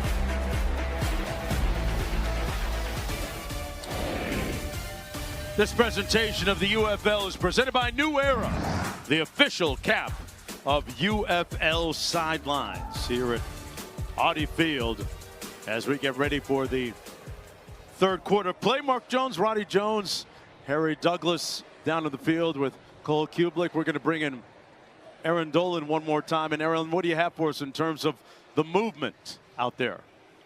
Well, even though DC is up by 1 point, the Stallions are still the favorite to win it all. Now, they closed as a 7.5-point favorite, got as high as -9.5-point favorites, currently sitting at -4.5. Now, that is a lot of movement for the spread. And then as for the total, we saw it close at 41.5, got as low as 40.5, as high as 49.5, and back to 45.5.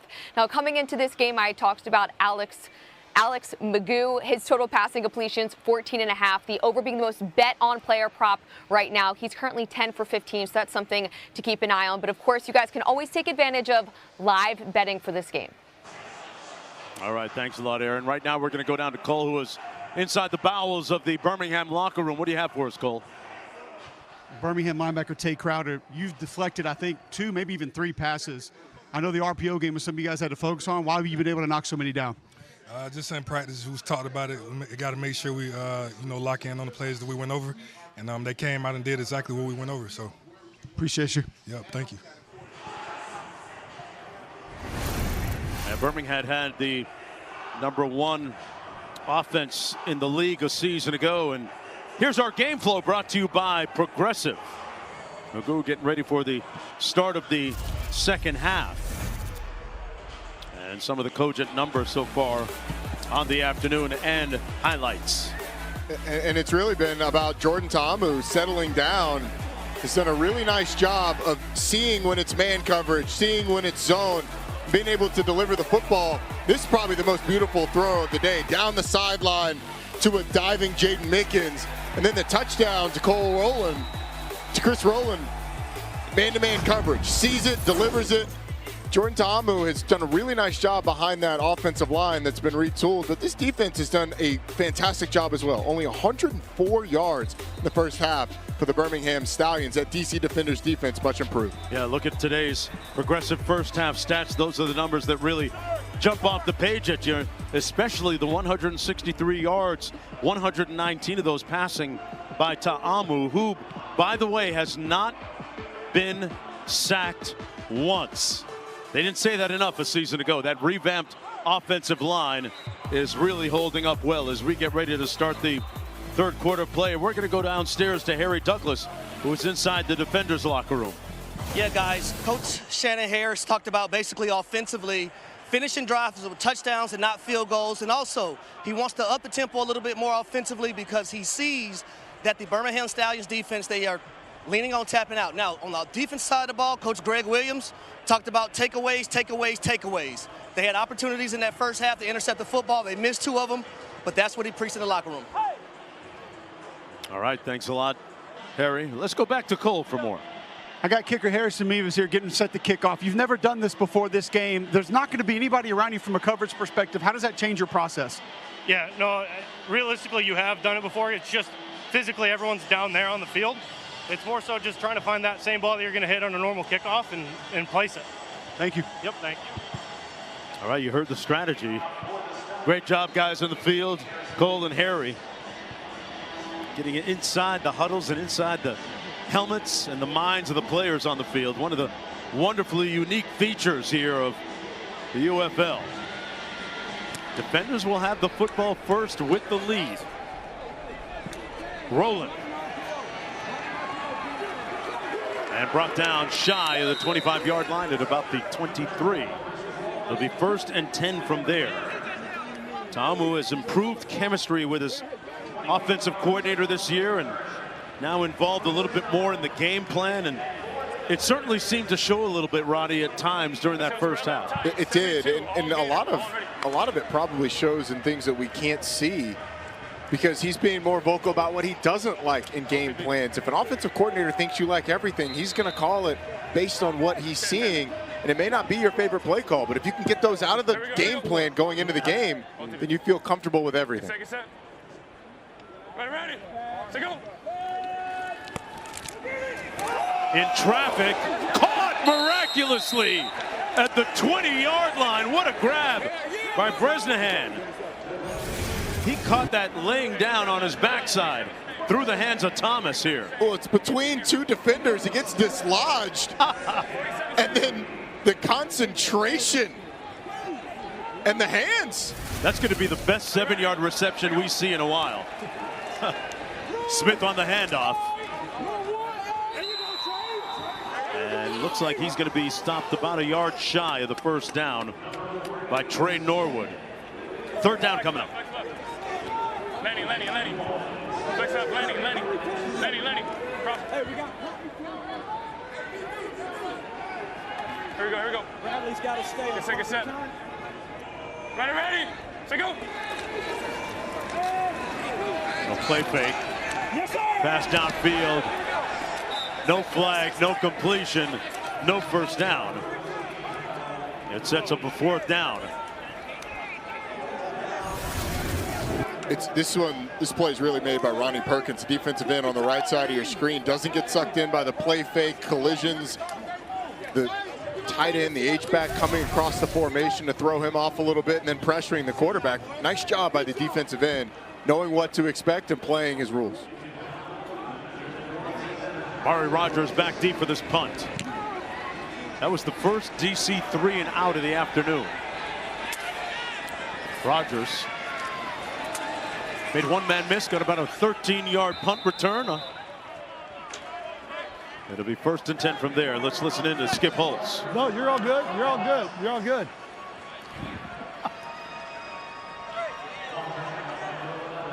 All right, here we go. Here we go. Let's go Locker. Here we go. Locker. Colts even. Zombie. Locker. Colts even. Zombie. Let's go Locker. Colts even. Zombie on one. Ready? About the multitasking of Skip Holtz. Made that nice catch. While trying to get the play call. 48. Take the bait.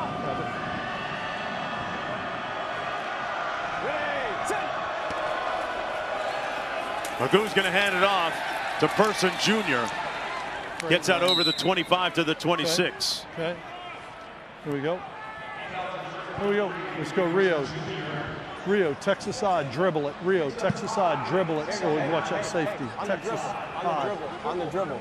Rio, Texas odd on the dribble. Ready? On the last play, you heard him wonder if 48 was going to take the bait. Well, they end up handing the ball the other way. Yeah. Now they're looking at the safeties on this play in formation and alignment. Ready, sit in. Omaha. Ready, sit. Keep it on the ground. Nice crease and run. Person Jr. sprinting out to the 37. Picks up the first down. Nicholson finally tripped him up. Here we go. There we go. Nice drive. Here we go. Here we go. Let's go, Rob. Atlanta Reed. 14 fade. Rob. Atlanta. Viking Reed. 14 fade. 14 fade, right?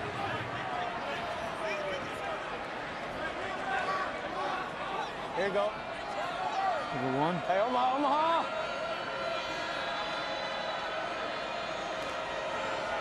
Ready, set.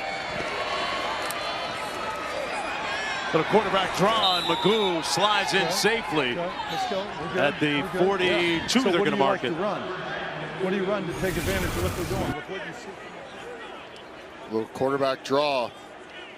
Opens up on the left side, and then slide there. Keeps the quarterback safe. I'm proud of Alex Magoo for sliding. Yeah, he got down that time. Yeah. Hey, that was late as shit. Got upended a little bit earlier. How are those rushing yards looking? I'm feeling like the over's going to be sweet here. 12 rushing yards so far, Cole. We're going to get there. Oh, man, just checking in. Just checking in, Cole. Thank you. Ready, set. 2nd and 4. Magoo delivers incomplete, intended for Kane, who was wrestling with the defensive back on that side, Kelvin Joseph. spot right there. Got a flag. Spot down. 27. Yep, 27. 27. Yeah. Pass interference, number 27, defense, spot foul, automatic first down. He was holding him like next month's rent. Look at that. Just grabbed the inside shoulder and kept him from turning back out. Nothing to see here. Officials all over it. Third quarter just underway. Ball at midfield for the Stallions. Hey, Omaha, Omaha.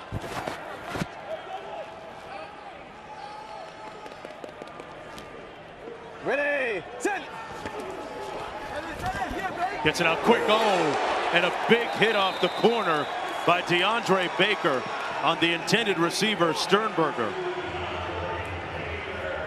Man, that's the type of play you send your receiver to the ER. And that's one of those that Alex Magoo has to protect his tight end leaking out. It ends up looking, a lot of the pre-snap pictures so far on this drive have looked like man-to-man coverage. One safety in the middle. They bail out two slot defenders to play half-field safeties. It ends up being cover two, and the corner sitting there in the flat almost decapitates the tight end. Defenders got to Magoo. They sack him back at the 44. Greg Williams doing Greg Williams things, the defensive coordinator, with the second sack of the ball game on Magoo. Thompson got there first. Well, you saw the coverage switch on the last play. Now you just get a blitz and a couple guys winning on the left side of that defensive line. Slid that protection that way, Rodney. Slid it to the left, and you had a twist coming from the outside back in. It's tough to pick that up. Yeah.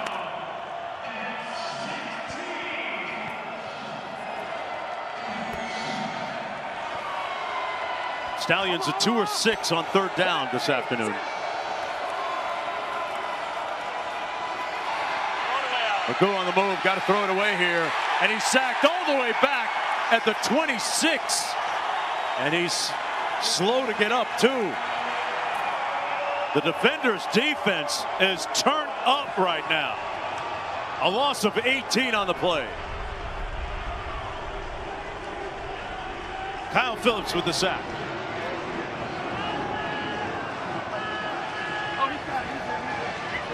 Hey, James! All right. No lost yardage. Just throw them away. I'm just saying, throw them away. Now, hey. They came in, so the guy robbed on the square end over to this side. I couldn't see smash over on that side. I couldn't see smash. But roll out of the pocket and throw the ball away. Don't lose 20, you know what I mean? Lose 20 yards. We're fighting our ass off at a field position game and help our defense out and put them on the 20-yard line rather than the 40. You know what I mean? It's not there. We got beat inside. You know what I mean? We went Florida. 2 guys got beat. We were picked up. We shouldn't have been hot, but we get beat. We got a sack. I'm good with that, okay? But then don't lose 20, which goes, our defense is going to get stopped. We're going to get it back. Sir. I just like to get it back closer to our goal. Yes, sir. During the kick, holding number 54, receiving team.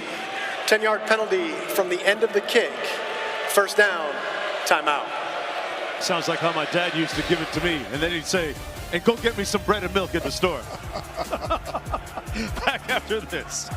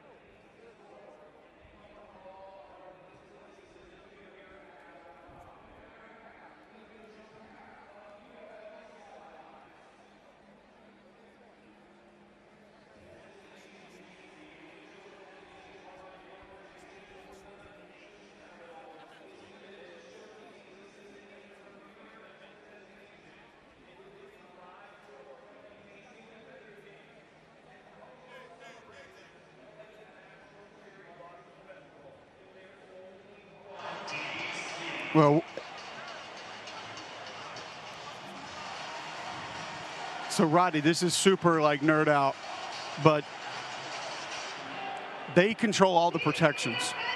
and I've had multiple conversations with Coach Goose about this, they don't allow the offensive line to protect the way they want to. They dictate it, and it gets them in trouble. So they slide a lot of their protections, a lot of quick protection. Slide, yeah. Well, the defensive coordinator starts figuring out that's what you're doing. There's different ways to attack it, and so you start two-gapping or attacking back inside, and it's just like you better get the ball out quick because it's slide protection's quick protection for a reason. The ball's got to get out. Yep. That's a little bit too much to talk about on the game, but it's really interesting to watch. Like when I stand by the line down there, like he just gets so pissed off. He's like, "It's head coach's offense. It's not my offense."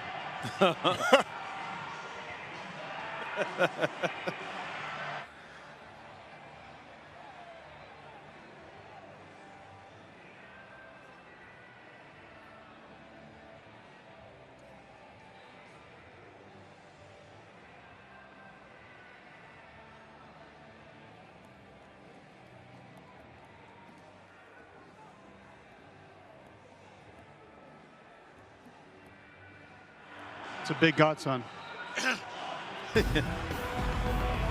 Well, the NFL draft is around the corner, folks. The festivities get started Thursday, April 24th from legendary Lambeau Field in Green Bay. Coverage available on both ESPN and ABC. As we follow out Jordan Ta'umu onto the field to look at some of the notable NFL draft picks on active rosters. Some good players, both in college and guys who have had success both in this league and some success in the NFL too. Yeah. They're going to run it to Smith. Picks up a few yards. Hey, Harry, what was NFL draft day like for you? I mean, aside from making sure that your drip was on point, what was next? Well, it was phenomenal. I got to host a little party at Hooters. Yeah, in my hometown in Jonesboro, Georgia. So we had a great time, and when I got that Atlanta number calling me, man, it was a dream come true. And my mom, she hasn't been wrong my entire life. She predicted it. She told me I was going to get drafted to the Falcons, and that's exactly what happened. Wow. That's awesome. Got that call with about 20 flats. 20 flats, right? Extra crispy. Extra crispy. With ranch. That's how we do it down south, baby. Empty left, 52 Hyatt. The ball to 26. Empty. No, you go over there. CP, empty left. Hyatt. Here we go. Little empty formation right here for the DC defenders on offense. Oh boy, we got an offsides against the defense there early.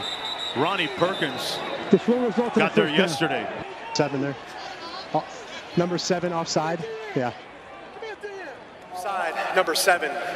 Defense, 5-yard penalty, results in a first down.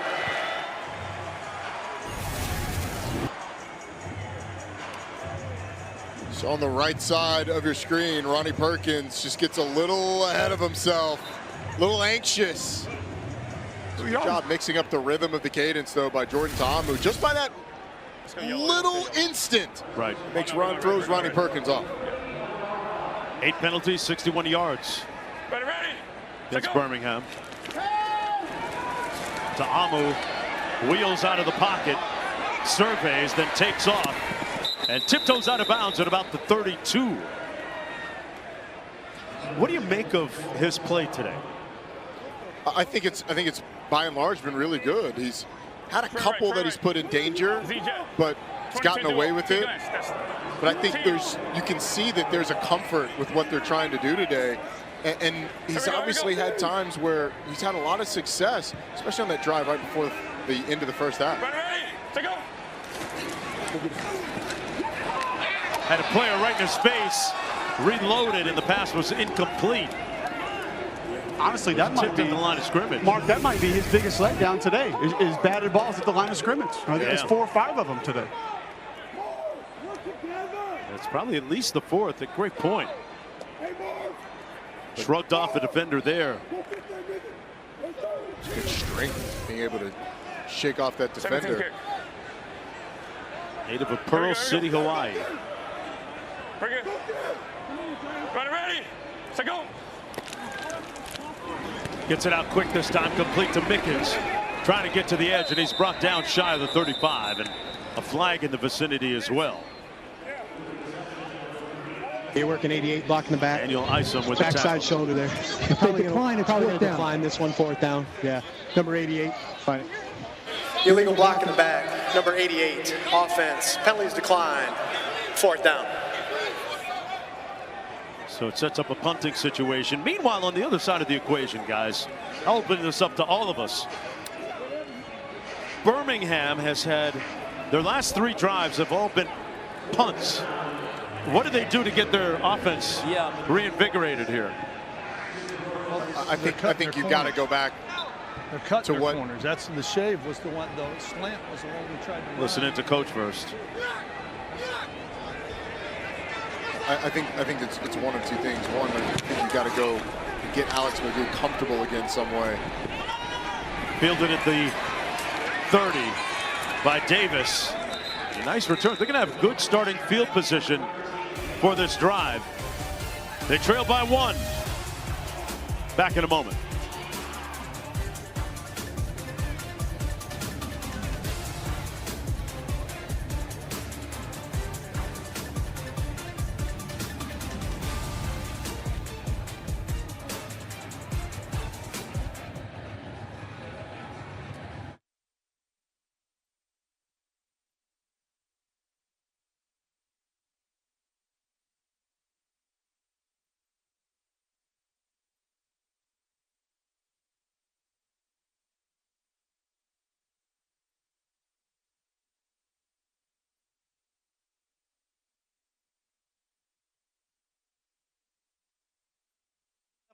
Yeah, that's what I was going to say. All right, Stallions offensive line coach, Coach Goosh. I heard Coach Holtz at halftime challenge your group to get the pad level down, try to come off the football, get a little bit more movement. How do you adjust that, change that during the course of a game? Well, they're giving us some exotic looks. They move in the front. They're bringing exterior pressure. We just have to settle down, take the right footwork. Like Coach said, we just got to get chest over knee a little bit. Popping up, trying to see things instead of coming off the ball, trusting our footwork. So we'll get it right. We just have to be a little more consistent in the run game. Thanks, Coach. You have a piece of gum? Not for you. You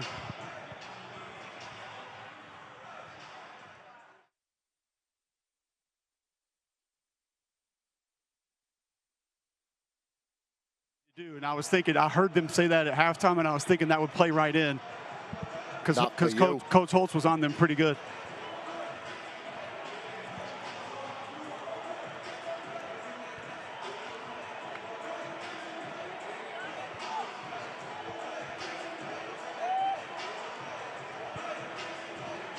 I'll be next to Dirk, too, if you guys want to, just by chance, reference the gum thing. Apparently, he has like a Hubba Bubba addiction. Oh, geez. And he goes through, like, he just can... Halftime, challenge your group to get the pad level down, try to come off the football, get a little bit more movement.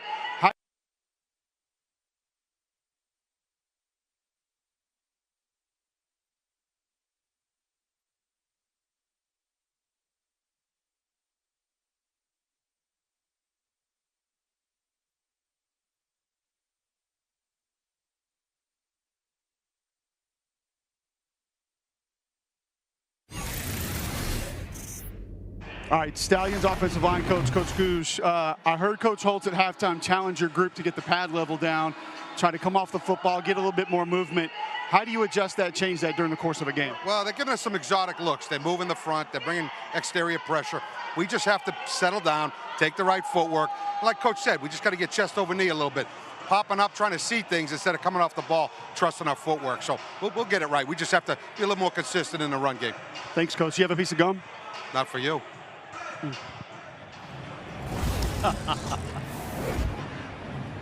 See, I'm feeling cold. I know there's more there. We'll get to it. I know there's more there. There's a look at what they've done, though, lately offensively. 3 consecutive punts.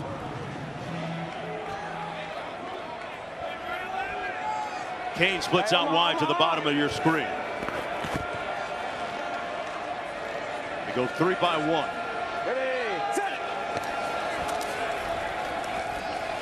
Looking at Kane, and incomplete. There's a flag down in the area as well. Defended by DeAndre Baker, one of the stars of that defense. Number 2, 5-yard penalty, automatic first down.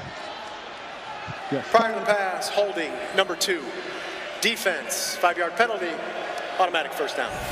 Baker's a former first-round pick for the Giants. Yeah, but it's felt like they have not been able to cover Deion Kane without interfering or holding.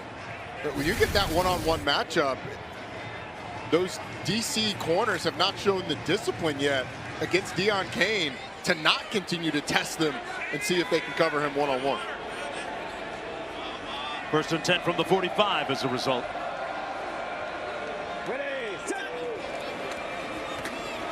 McGoo held onto the ball and paid the price. Sacked back at the 35. Good pressure up front, and Greg Williams' defense has been winning of late. The 4th sack right there. And it looked like just a misread by Alex McGoo. He thought the blitzer was going to take the back, ends up pulling the ball, but if he hands it to the back, you're at least getting big chunk, Roddy. You're right. I think you're at least getting a first down out of it. There was a blocker out front. It looked like that entire right side was open. 2nd and 17. McGoo gets it out, but a little, well, malfunction at the junction between him and Deion Kane, who stopped on the route. Sets up 3rd and long, 17 to go. I'll be honest with you guys. I don't know when the last time I've seen this Birmingham offense this dysfunctional. Let's go. Here we go. Let's go. And not on one accord. Celtic, 58 left. You wonder if Coach Holtz, who has an experienced backup behind Alex McGoo, is thinking at all about Matt Corral coming into the game to try and give him a boost if they can't convert on this 3rd down. They've got to get to the 45. And we're going to have a timeout called by the Stallions. What's the problem? Celtic 58, Larry.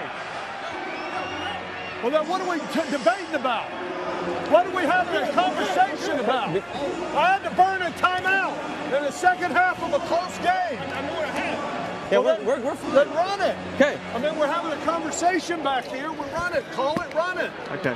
Celtic 58, Larry. I was trying to get him to cut a split down. Huh? Okay. Well, Coach Holtz is hotter than July right now. Run it. I'm very And it's aware only of that. March. Back after this. God, get the goddamn call.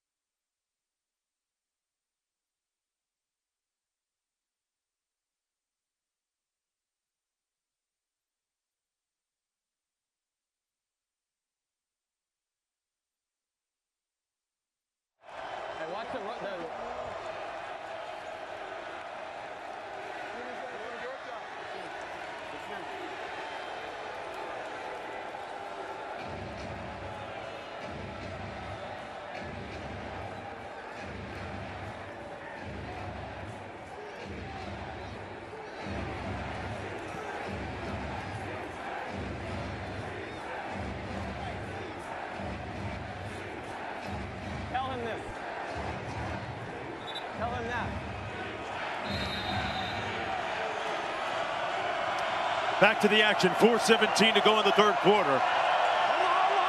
And Audie Field is lit.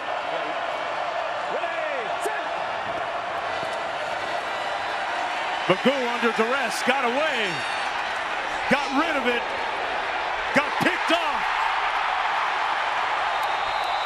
Baker comes back and atones for the penalty.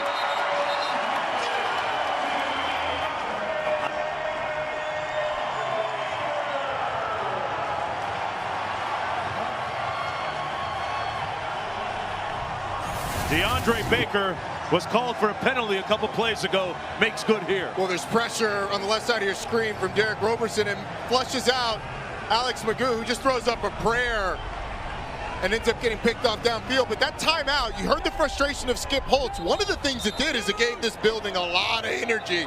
That defensive line was teeing off. And it ends up in a turnover.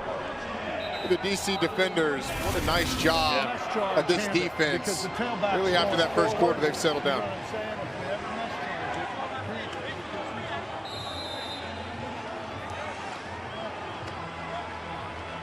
Baker, as I mentioned, former first-round pick of the New York Giants. He was all UFL a season ago. Yeah, Nike. Ready. Take go. See if they take a shot here to take advantage of the turnover. They'll keep it on the ground with Smith. Picks up a few yards out to the 24. Second down coming up. Keep in mind, these Birmingham Stallions are the reigning champs. They've won 3 consecutive spring football championships. That sideline is surging a little bit right now offensively. Ready. Take go. Tom, who got him in and overshot him at the 35. Powell. As we go down to Harry, that's the pass that receivers look forward to, Harry. Yeah, I'm here with DB DeAndre Baker, who just got the interception. 3rd and 17, the ball is hanging in the air like a punt. What's going through your mind? I got to go get it, man. Ball's in the air. It's my ball. Made a play. D-line got some good pressure. Made a good play on the ball. See, I love that about the DB, giving the big guys up front some love, because big guys need loving too. Oh, yeah, big guys need the love, man. They made it happen for me. I reward them with the pick, man. Great job, man. Thank you, man. Key interception on second down after that near miss. Taumu delivers a strike this time. Out to the 41 for the first down. That was an authoritative throw to Antonio. Watch the protection again, giving Jordan Ta'amu the time. This is a unit up front. The offensive line gave up 21 sacks a year ago. No sacks allowed against Ta'amu today. Kept him upright and clean. Got it out quickly again. Complete out to the 44. That was Javon Antonio again, working against Stephen Gilmore. Antonio out of Northwestern State. I'll say this about Jordan Ta'amu. This is his 3rd year in this system. A lot more comfortable. Coach Keiss talked about giving him more control at the line of scrimmage, going tempo on offense. And you see it right now, man. He's looking like he's at home and he's comfortable. Spent a little time with Houston, Kansas City, Detroit, Washington over the years. 52. Ready. Take go. Ta'amu throws it away in the vicinity of Moore McKinney. With 1:48 to go. Third quarter. I know we haven't talked much about Abram Smith today in the run game, but you talk about a guy that's selfless and protecting your buddy. Birmingham brought a blitz off the edge right there, and he did a great job of stuffing that blitz that kept a hit off Jordan. Look at Harry giving the running back some love and pass pro. It's twice he's talked about blocking today. I love it. Hey, here we go. Hey, alert. Alert. Ready. To go. On the slant, complete over the middle. Powell. Out to the 42, and there's a Birmingham player slow to get up at the 43-yard line. It's JoJo Tillery. And now slowly getting to his feet with 1:06 to go in the third quarter. Nice slant by Powell. Strong slant, strong catch. Not too many guys you can say that has 2 national championships and also 2 Super Bowl rings. That's Cornell Powell. Harry, Cornell Powell did a great job of winning off the line of scrimmage. What's the key when a defender's pressed up against you, winning on a slant route like that? So for a guy that's the size of Powell, he took that quick outside release, knowing that he's strong enough to come back across that DB's face. And when a DB doesn't have the ability to even get his hands on you, he's dead in the water every time. And Jordan Ta'amu did a really nice job of picking the right side to go to. It's a mirrored concept, which means you have the same route concept on both sides. Flat by the inside receiver, slant by the outside receiver. You pick your favorite side or your favorite matchup. He goes to Cornell Powell, and it's easy pitch and catch. Yeah, and good to see Tillery able to walk off the field under his own power. Little over a minute to go in the third quarter on this UFL opening weekend. Wendy's. Ready, set, go. 5 consecutive passes for the defenders before handing it off on this play to Smith. Good job, and Smith picks up a yard. You really haven't gotten the running game going with Abram Smith, Flex right, lasso. which can be frustrating, but I like the patience and the fact that they're still going back to it. Ta'amu rolls to his right, directing traffic, and then throws it that's incomplete. Yeah, Roland was out of bounds when he made the catch, so we're looking at a 3rd down and 9 right now. Another 3rd down for this DC offense. Question for Birmingham is, are you going to be able to get any pressure on Jordan Ta'amu? Hurry, coach. Hurry. I think the tempo today by the offense of DC has really eliminated that opportunity for this defense of Birmingham. 3rd and 9. Ready, set, go. Got to get to the 33. Complete. Caught. 1st down at the 32-yard line. Roland. Chris Roland having a pretty good afternoon here with that 10-yard gain. His 2nd year with the defenders and making an impact when we come back for the 4th and final quarter.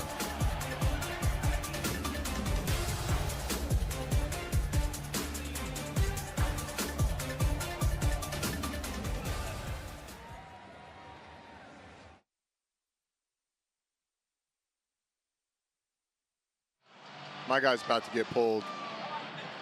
Magoo? Yeah, he's about to get pulled. Just show that last completion, the last play of the quarter. Just his decision making is a little. Yeah. He's not seeing it. Off. Magoo. Yeah. Watch the backers here. That's either a half-ass blitz or. I mean, or a half-ass blitz. I mean, you couldn't have been read and run there, you're right? Confused, yeah. But I mean, if you're going to do it full speed. Yep. Shit.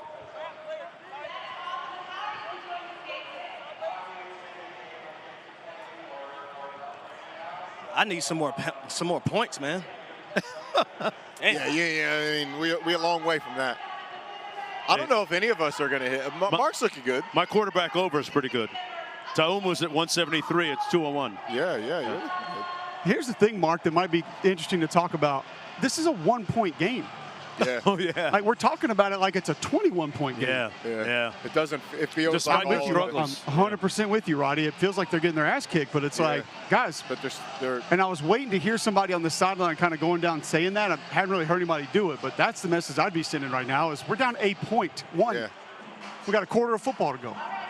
But they had 101 yards at halftime, and they have 93 yards now. That's not ideal. Magoo was 0 for 3 in that 3rd. All we care about is his rushing yards, Mark. Has he hit 24 and a half? 12 no, still.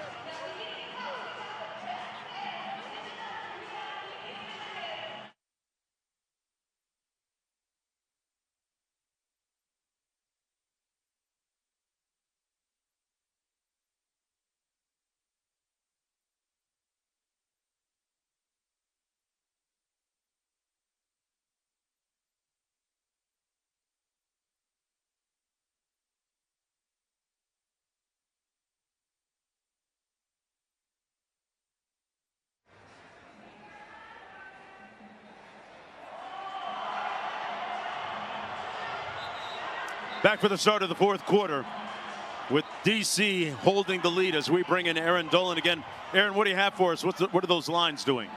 Well, for the first time in this game, the DC defenders are actually favored to win it. That's on the money line, as well as them laying a 1.5. So we've seen so far in this game, because the Stallions were favored by as much as 9.5 points, an 11-point swing on the spread. And then as for that total, it continues to drop. We're seeing it at 36.5.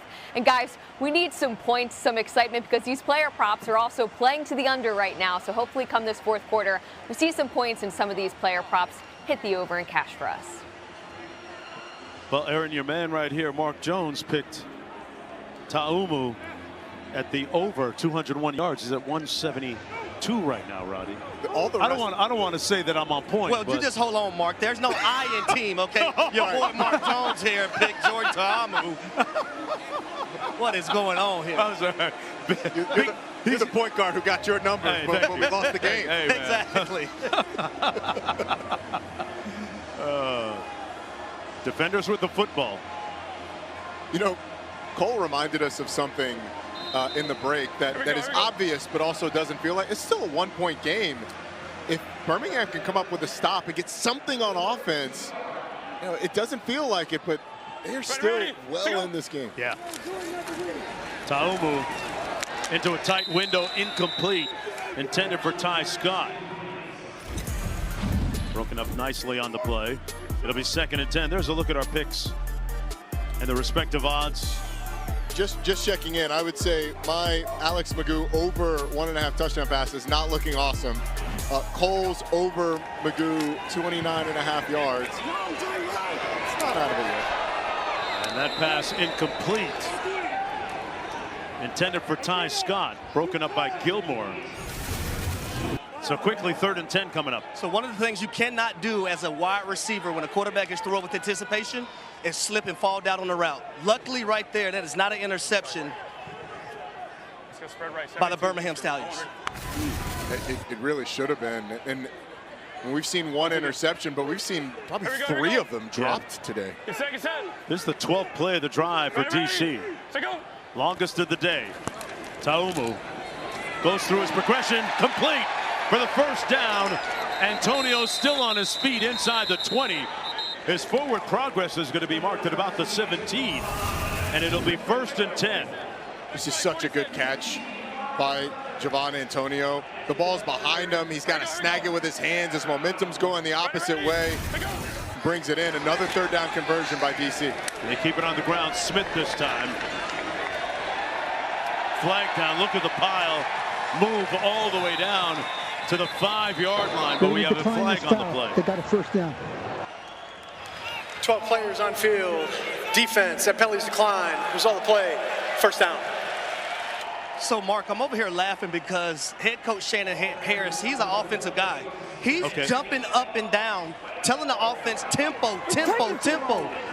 Don't give Birmingham a time to rest. Yeah. Keep them reeling. They're on their heels right now, Harry. It's the first time they've gotten a penalty out of it, but it's affected this pass rush all day long. Down to the 4-yard line, it's Smith on 1st and goal. Zeno making the tackle on the play. Back up the lines pretty quickly. Tell him again.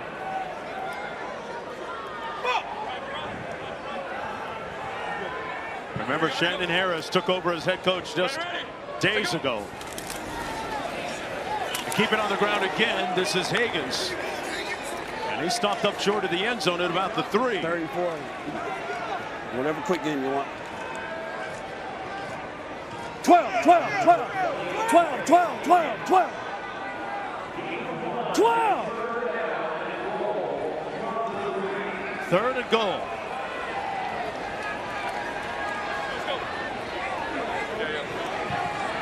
Deion Jackson in the backfield. Here we go, here we go. Ready, take go. He looks at Powell, and it's batted down again at the line of scrimmage. Perrion Winfrey got a hand up. And 4th down coming up. Wow. That's the theme for this defensive line. They haven't gotten to the quarterback in terms of sacks, but they have been active in the passing lanes.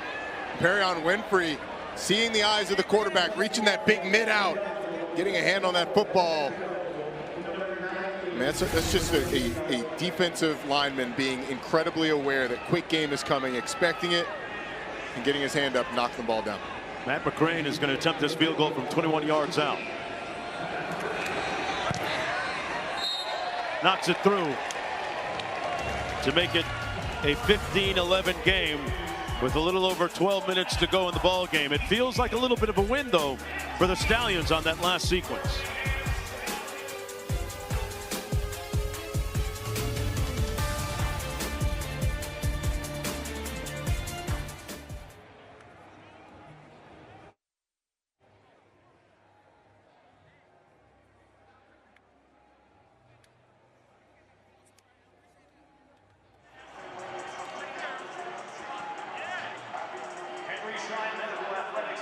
is proud to sponsor the 2025 UFL season. As a committed partner in sports medicine, we supply athletic trainers with medical products, supplies, and equipment to support the safety of athletes and ensure the... That's a pretty big stop. Yes. Huge. Had to have it. Had to have that. Dude, I wonder if you're at Birmingham, if you don't just like take a shot on a double move early in this drive. Just try and get some juice. Corral even warming up? Nope. No. I would also say at some point, offensive line wise, like at what point do you start to cut the defensive line so they don't get their hands up in the quick game? Yeah, that's a good point.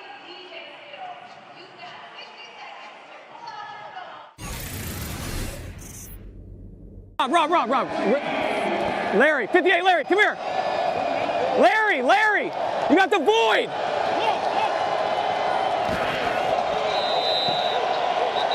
What are we having a conversation about? I had to burn a timeout in the second half of a close game.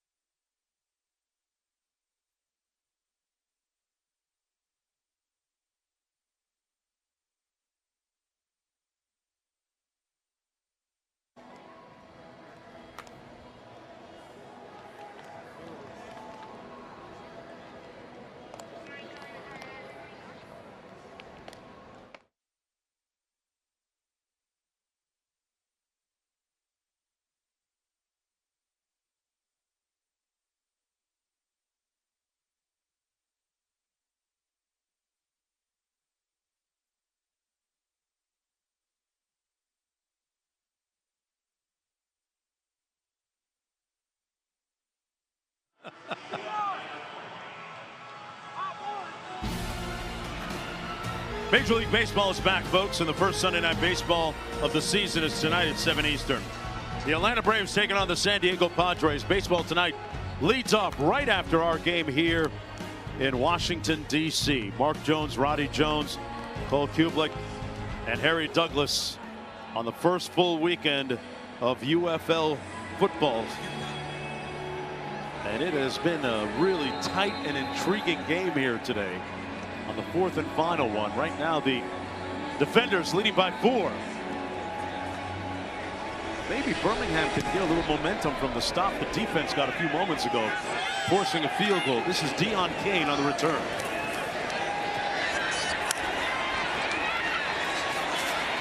And Cain is going to be pushed out of bounds shy of the 30. It'll be 1st and 10 from there. And boy, Alex Magoo's motor has been stuck in neutral. Part of the reason is because of the pursuit of this defender's defense. Yeah, Greg Williams has been able to get exotic with blitzes, and it feels like he's got a bead on what they're trying to do from a protection standpoint. They've also confused Alex Magoo. That was a read where he should have handed it off and didn't. And then the coverage down the field has created some sacks as well, with Magoo not seeing it while he's in the pocket and escaping. So it's really been a full team defense thing. I think this improved secondary has really shown up, though, today, because when Greg Williams has gone man-to-man coverage, these Birmingham receivers have not been able to get open. They've had him surrounded like Pharaoh's army. They keep it on the ground here on first down and a flag. 90. Over the 32. Sagono making the tackle on the play. What'd he do? But all Hands to face, number 90, defense, 5-yard penalty, automatic first down. yards against Niall Scott. That may be the juice that this team needs. You get a couple yards, get a first down. Get it however you get it. However you can. What do they do to create something? Skip Holtz, the head coach and offensive coordinator, offensive play caller for Birmingham, talked about coming back to a double move potentially at some point. If you don't go to that, try and create something. Rodgers in motion, but they keep it on the ground. Good pursuit from behind against Marable to make the tackle. That was Kelvin Joseph that dragged them down. Let's listen in to Coach Greg Williams. Joker, pay attention. Games, 51 Rover.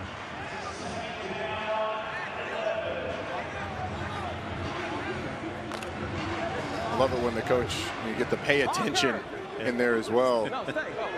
As if you're not hearing him in your ear every time he talks. With Coach Williams, it's usually a blitz. As Magoo keeps it himself on the ground. Picks up a couple of yards. Andre Mintz make the tackle on the play. You know, it's a really nice play by Andre Mintz, who kind of took a step out with the wide zone and then came back in with the quarterback. But it's another one where it's just a misread by Alex Magoo. Because that defender's kind of playing in between. He couldn't get the play call. Yeah, he's looking for a little help from the sidelines there, Roddy.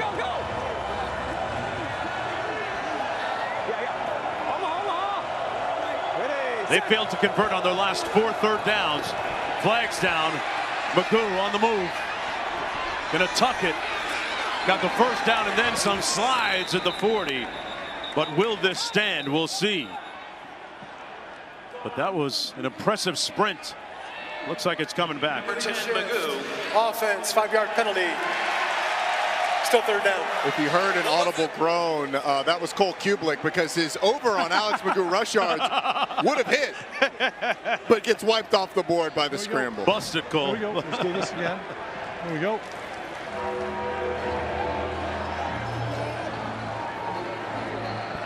Let's go low. Here we go. Let's go low. Here we go. Let's go low. Celtic 49. Lou, Celtic 49. Celtic 49. No stop.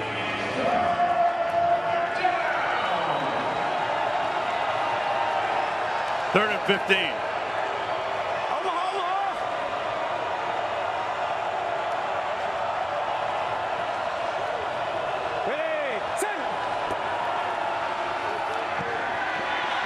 Magoo gonna try and do it himself.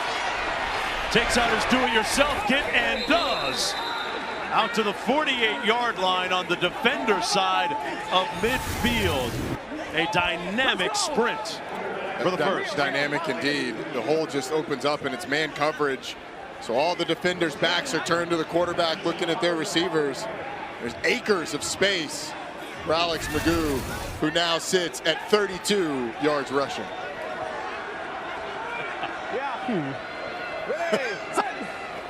That's an impressive number. Here he is again, adding to that total. Magoo tiptoes out of bounds, short of the 40. They're going to spot it at the 43. Magoo is now rushed for. Here we go. Here we go. 39. Let's do this. Here we go. Let's go Razor. Here we go. Razor into even zombie. Razor into even zombie. Razor into even zombie. I'm ready. Razor into even.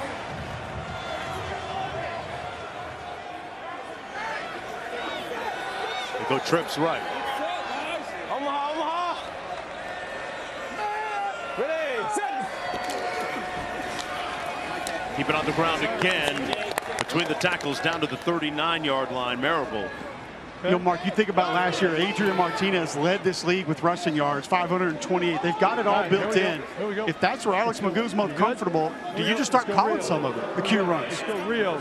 Let's go Celtic. It's a great point, Cole. Rio, Celtic, 24 Pirate. 24 Pirate, I want ready. Can't do that. Hey, Maury. Hack, go hack. Yeah. They got 4 returning starters on that offensive line for Birmingham. Get set, you gotta get set. Ready, set. Magoo almost intercepted, batted down by Joe Wallace.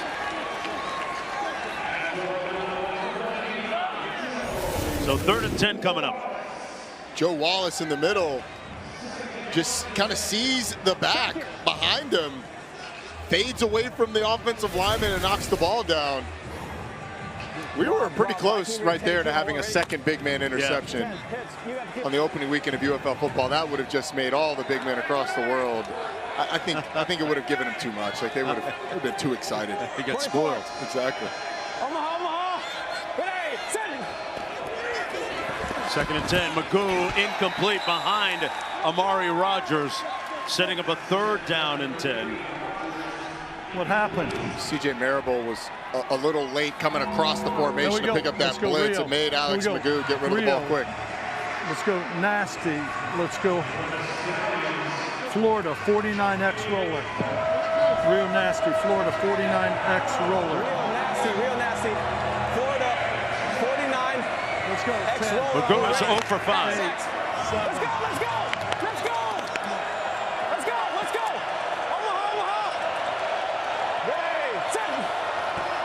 Got it off in time, under duress and sacked back at the 48.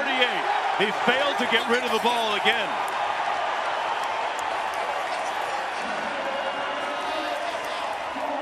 That's the 5th sack of the afternoon for the defenders' defense. Well, the entire offense was scrambling once they got up to the line, and again, the left side of that offensive line doesn't pick up a blitz coming from linebacker depth.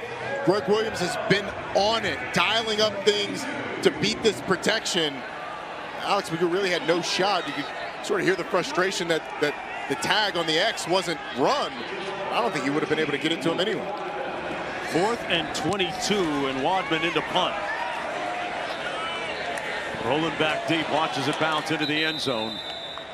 It'll be 1st and 10, 5:35 to go on this opening weekend. The defenders looking to avenge a loss against this team a season ago.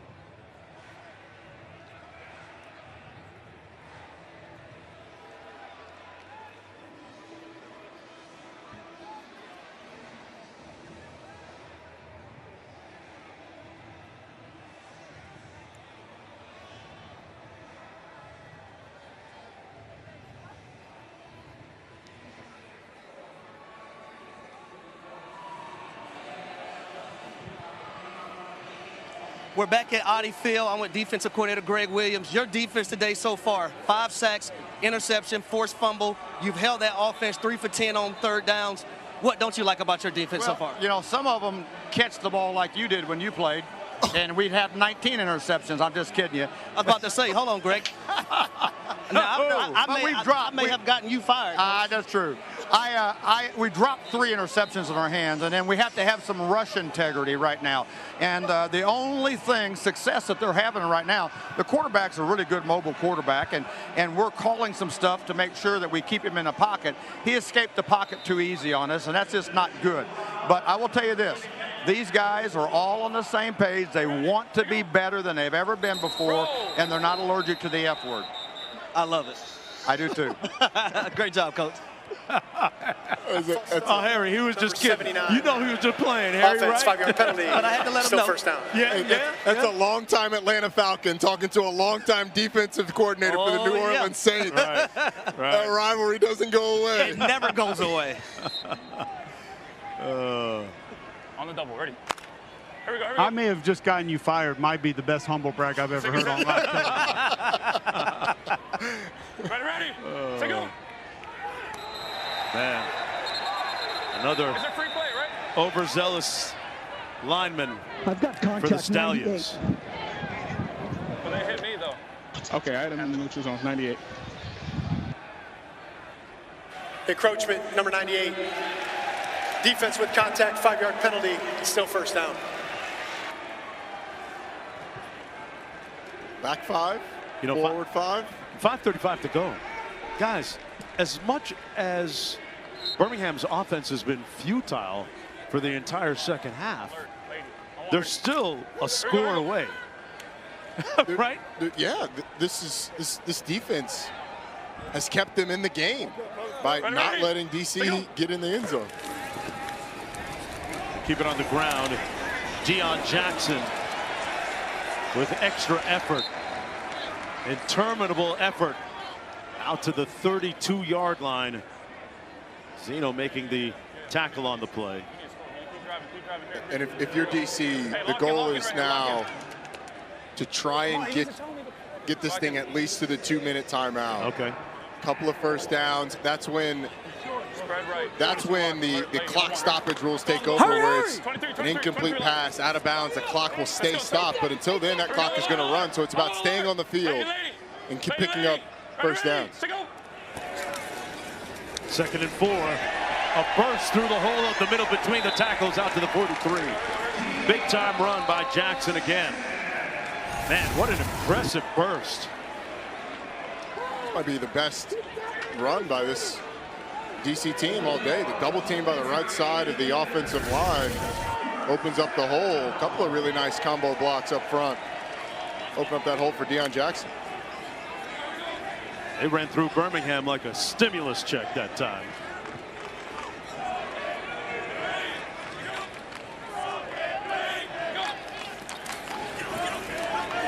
Tamu with an errant throw intended for Antonio. Hey, the beer snake continues to ascend and climb upwards in the stands there.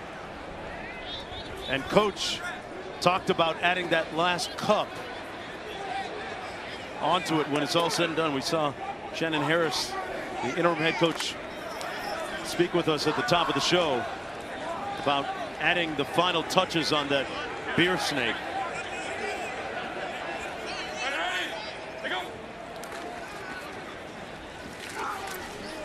Keep it on the ground again. Jackson again. I'm guessing the cup estimate is about 900 cups right now. I think the record. You're going 900. I'm going 900. If the record's 1,200, they're at about 900 right now. I'm going to go a little less than that. You know, I think they're about 762 right now. 762. See what throws me off? If it's not a red cup, it throws me off a little bit. You're more of a red solo guy. There it is. You got a player. Go that way, go that way, go that way. No, I'm trying to. Down on the field, a little shaken up. With 3:40 to go.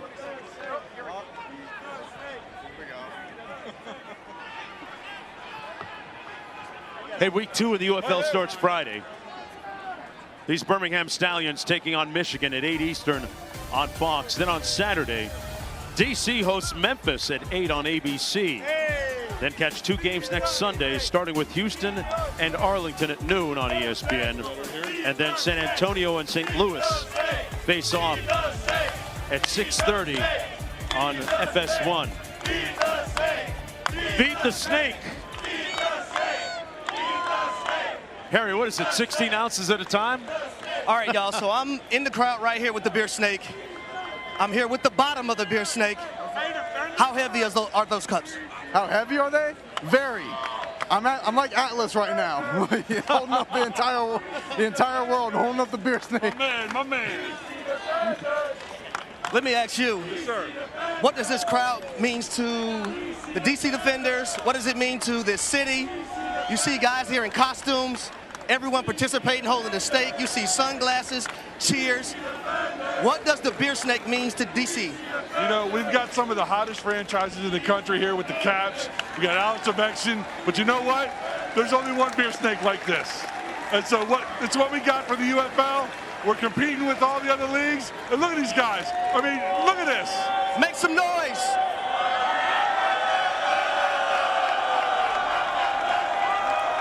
Hey, Harry, do you think you can get an unofficial? It's just great. Harry, can you get an unofficial count on the cups? So how many cups do y'all think is stacked up right now? Probably about 2,000. I'd say about 2,000 right now. About 2,000 cups. I'm taking the under on that, Harry.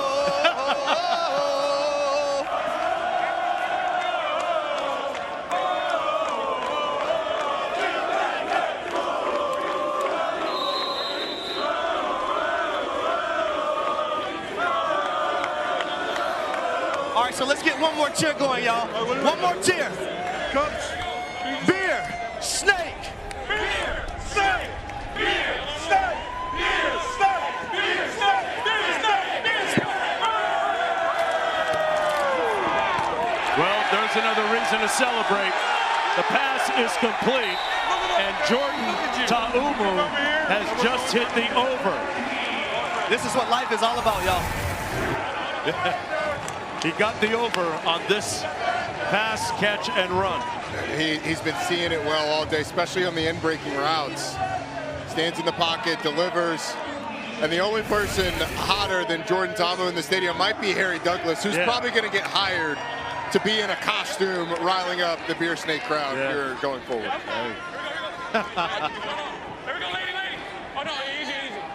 Ta'umu has now thrown for 211 yards.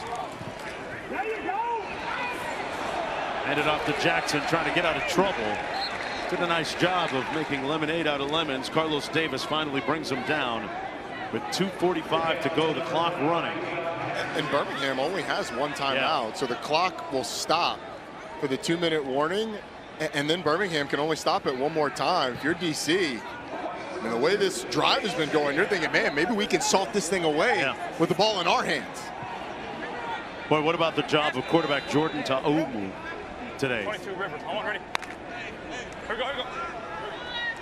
Up to 211 yards, a touchdown. That offensive line was reconstructed and rebuilt and has done a great job of keeping him upright. Same side. The ball going to Chris. Yeah. Same play? Yes. Hey, go, Will, right? Let's see what the formation gonna be. I like us to keep going forward. All right, hold on. Hey, if we get like short here. 12 points, 12 personnel. Troy Bunch right. That pro wide cross. Hold on, coach. Tell me the first what you want to play for the league. Troy Bunch right. 22 River. Yeah. It's the end of the game. Hey, going left. Z River. Hey, you go to the Z to the field. Yeah. Hey, Troy Bunch right. 22 Z River. Troy Bunch right. 22 Z River. Yeah. 10-10. Yeah. Open up the same way, or you? I'm reverse. Other side. Block man. Remember earlier in this game, they had a similar conversation, went to reverse to Chris Rowland. Watch that again. Rowland right here in the formation. On the end around, nowhere to go that time for Rowland. That's going to be a loss back to the 36. Birmingham with that one valuable timeout remaining. We're going to hit the 2-minute warning. And sitting on a 3rd down from the 36-yard line for the defenders. Trying to put this game on ice. Back after this.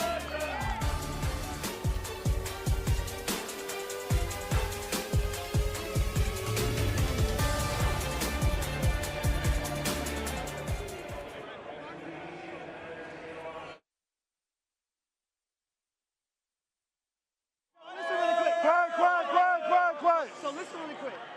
So every week on Get Up, I do a segment called That Boy Bad. Have y'all seen it?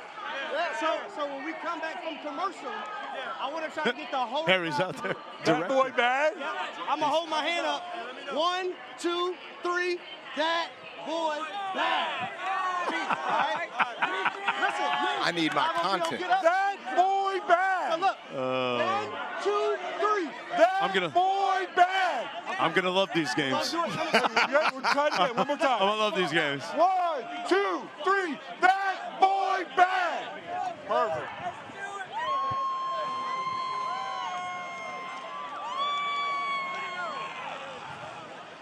I'm going to have, you know what? Tell me whatever you want. I'm trying to get y'all on TV, baby.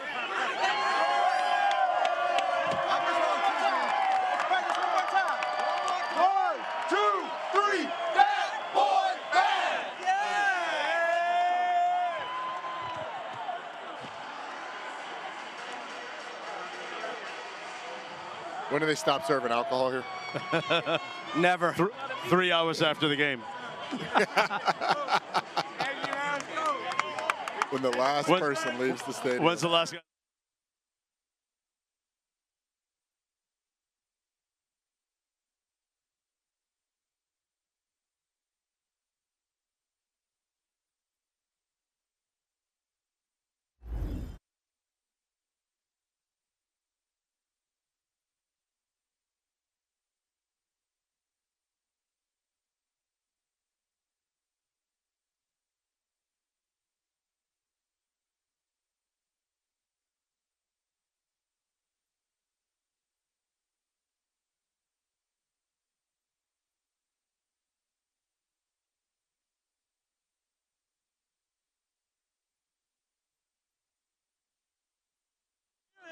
Okay.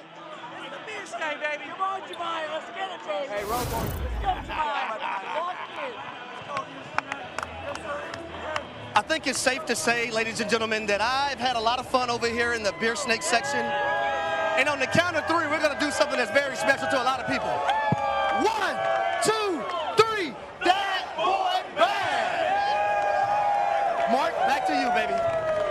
I don't know exactly how to follow that up, man. That's just iconic moment as the beer snake snakes its way towards the top. But a pivotal play coming up here on the field. 3rd down for the defenders, clinging to this lead.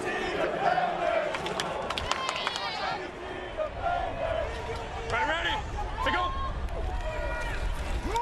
Tomu's going to run it. He's not going to pick up the 1st down. Down at the 35.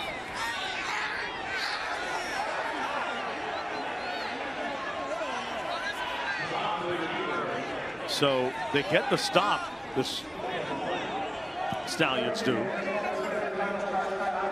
And they burn their final timeout with 1:55 to go. Matt McCrane, their place kicker, has a long of 58.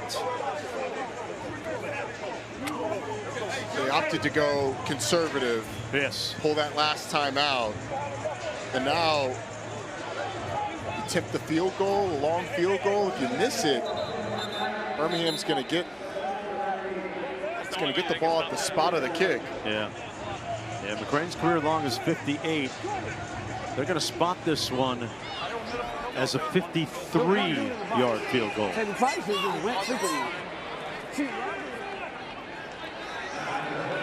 So make it a 7-point game. More importantly, just a 1-score game, but Birmingham without a timeout left. Matt McCrane out of Kansas State. From 53. Got it. Knocks it through. Man, that's clutch. Good job.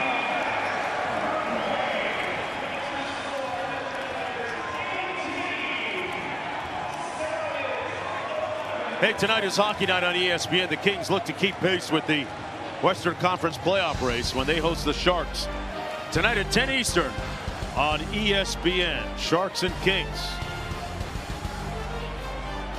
So, man, Birmingham's got to move very expeditiously here. They got to move it fast with 1:50 to go and no timeouts remaining. 150 is plenty of time, though. You need a touchdown and the 1-point conversion to tie it. That field goal forces a decision. If you do score the touchdown, do you go for the 2 for the win? Do you go for the 1? They'll cross that bridge when they get there. So 150 is plenty of time. Clock will stop temporarily after a first down. Clock will stop after an incomplete pass or a runner out of bounds. So you're back to the more traditional, if you will, timing mechanism. Right. Let's get this shit, bro. So as long as you manage it the right way, there's plenty of time to drive down and get a score. And also, as a play caller, if you're Skip Holtz, you say to yourself, Greg Williams has sent pressure all day. So what pressures is he going to send? What play calls do I have to defeat that pressure? And also, you got to have counter moves to what DC's done all along today. Yeah. We'll be tapping into Coach Holtz after this kick.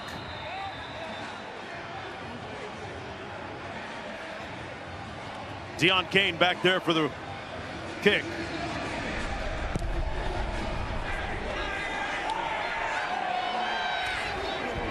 Birmingham has only 10 yards of offense in the second half. And a good return and a flag down as Cain goes down at the 44. He's talking. Flag down. What do you have? Yeah, he didn't grab the face mask. Yeah, we got it. We're good. Here we go. There is no foul for face mask on the play. First down, Birmingham. Heard no foul for face mask, but this special team, especially the kickoff return unit for Birmingham, has given them good field position all day long, and great field position here. Hey, Lou. 49 Toby. Outlaw. 49 Toby. All right. Toby, 49.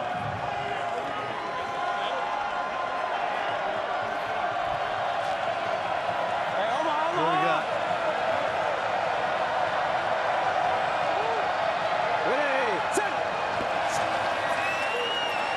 Magoo down the sidelines, back shoulder incomplete. Intended for Jalen Camp. He was working against Kelvin Joseph. It'll be 2nd and 10. No timeouts remaining. Let's go Lou empty. Here we go. Let's go Lou empty. Let's go Outlaw. 47 safe. Lou empty. Outlaw. 47 safe. Hey, Lou. Thing is, this Birmingham offensive line has to protect Malik Fisher, the left defensive end. A nice pass rush on that first play.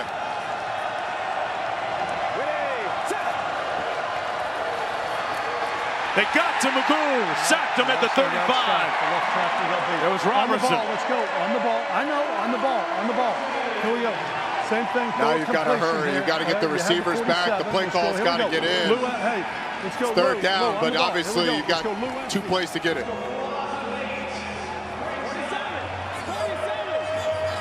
That was the 6th sack.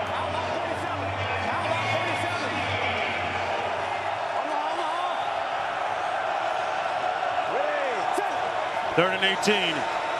More pressure. This time he creases that front and tiptoes out of bounds. They're going to spot it at the 45. They gave him a very favorable spot.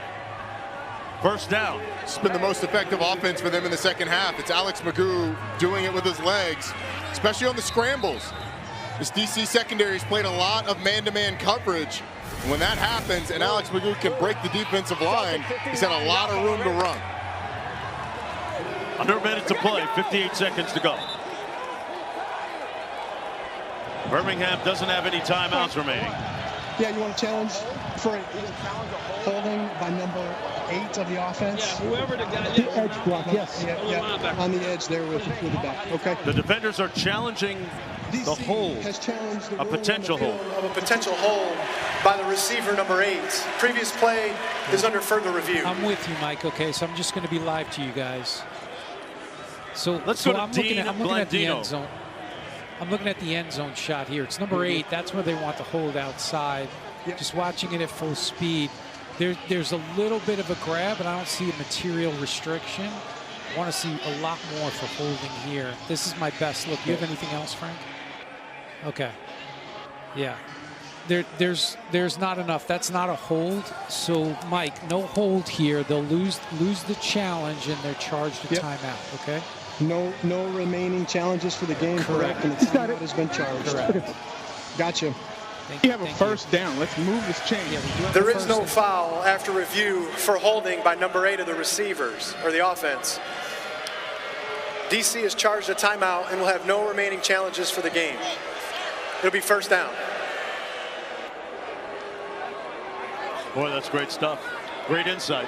Well, kudos to the team for getting it done quickly, and the entire staff there getting that done quickly. But you could, I just love hearing the thought process. Dean Blandino taking us through. There's a little something, but not a material restriction. So while it looked like it maybe to the naked eye or the DC defender's eye, love that we get to hear why it's not a hold on the play on the challenge. The defenders lose a timeout in the process. First and 10 from the 45. McCoo pulls, almost intercepted. There's a flag down. DeAndre Baker almost had his second pick of the game. Talk to me, open it up.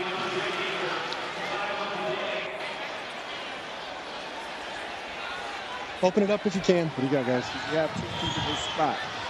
Open up, Rod. Open up, Rod. Yeah, I have nothing on the play. Okay, we're going to pick it up. Okay. Pick up what here? Flag. Pick up the flag. I got defense taking the spot. I know. For what foul, though? There is no foul for defensive pass interference. Yeah. After discussion, there is no foul for defensive pass interference. It's second down. No flag on the play. Yeah, well, I think it could have been offensive pass interference. He grabbed DeAndre Baker.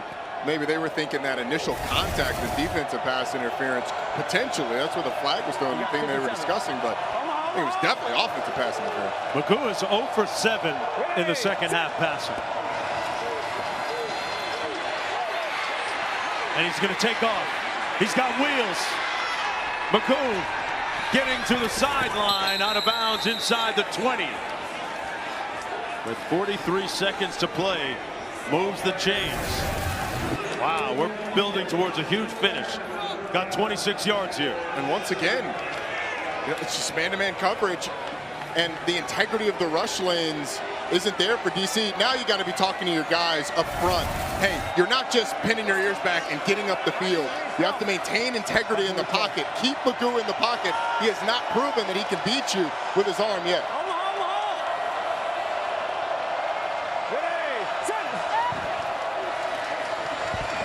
Magoo throws it away, incomplete.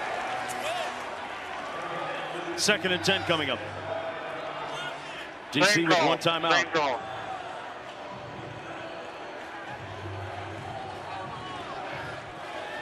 Alex Magoo is really frustrated with Austin Watkins, the receiver to that side.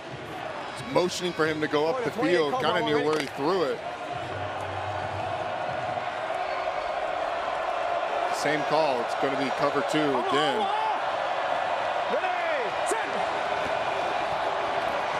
Magoo takes the sack back at the 31. Mintz got there. And the clock is running. They're going to have to hurry if they're going to get it. That's a 7th sack. They have been in his face like acne today. 28 Cobra! 28!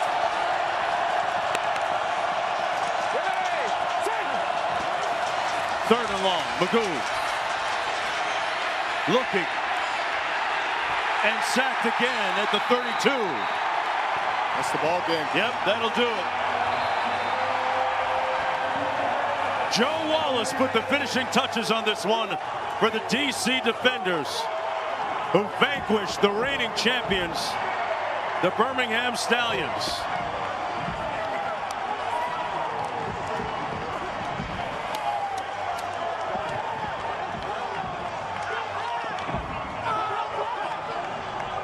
And what a win for interim head coach Good job, Coach. Shannon Harris. You told me at the headquarters.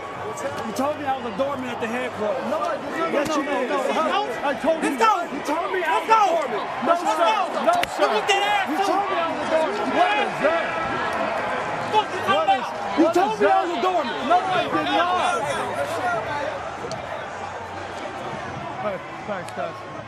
Y'all, I'm here with head coach Shannon Harris. Coach, what are you so fired up about? It was personal. You know, our guys fought hard, man, and we've talked about it all year, all camp. Coach Barlow did a really good job of getting his team ready to go in camp, and then we just continued what we've been taught the entire time. Very emotional win for these guys. They deserve it, and we're excited for it. Your defense had 8 sacks. You control the offense of the Birmingham Stallions. What do you got to say about that side of the ball? Man, our defense is outstanding. Anytime you can contain these guys the way we did today, you're talking about 3-time champs. A lot of respect for those guys, you know. Coach Host have done a good job with that organization. Hats off to those guys, but our guys wanted it more. Thank you, Coach. Appreciate it. Thanks, man. Shannon Harris took over the reins of the organization just a little over a week ago, and Jordan Ta'umu was wonderful in orchestrating this victory today to start the season 1-0. For our entire UFL broadcast team, thanks for watching. Now let's send it to Baseball Tonight's crew for a Sunday night countdown. So long from Washington, D.C.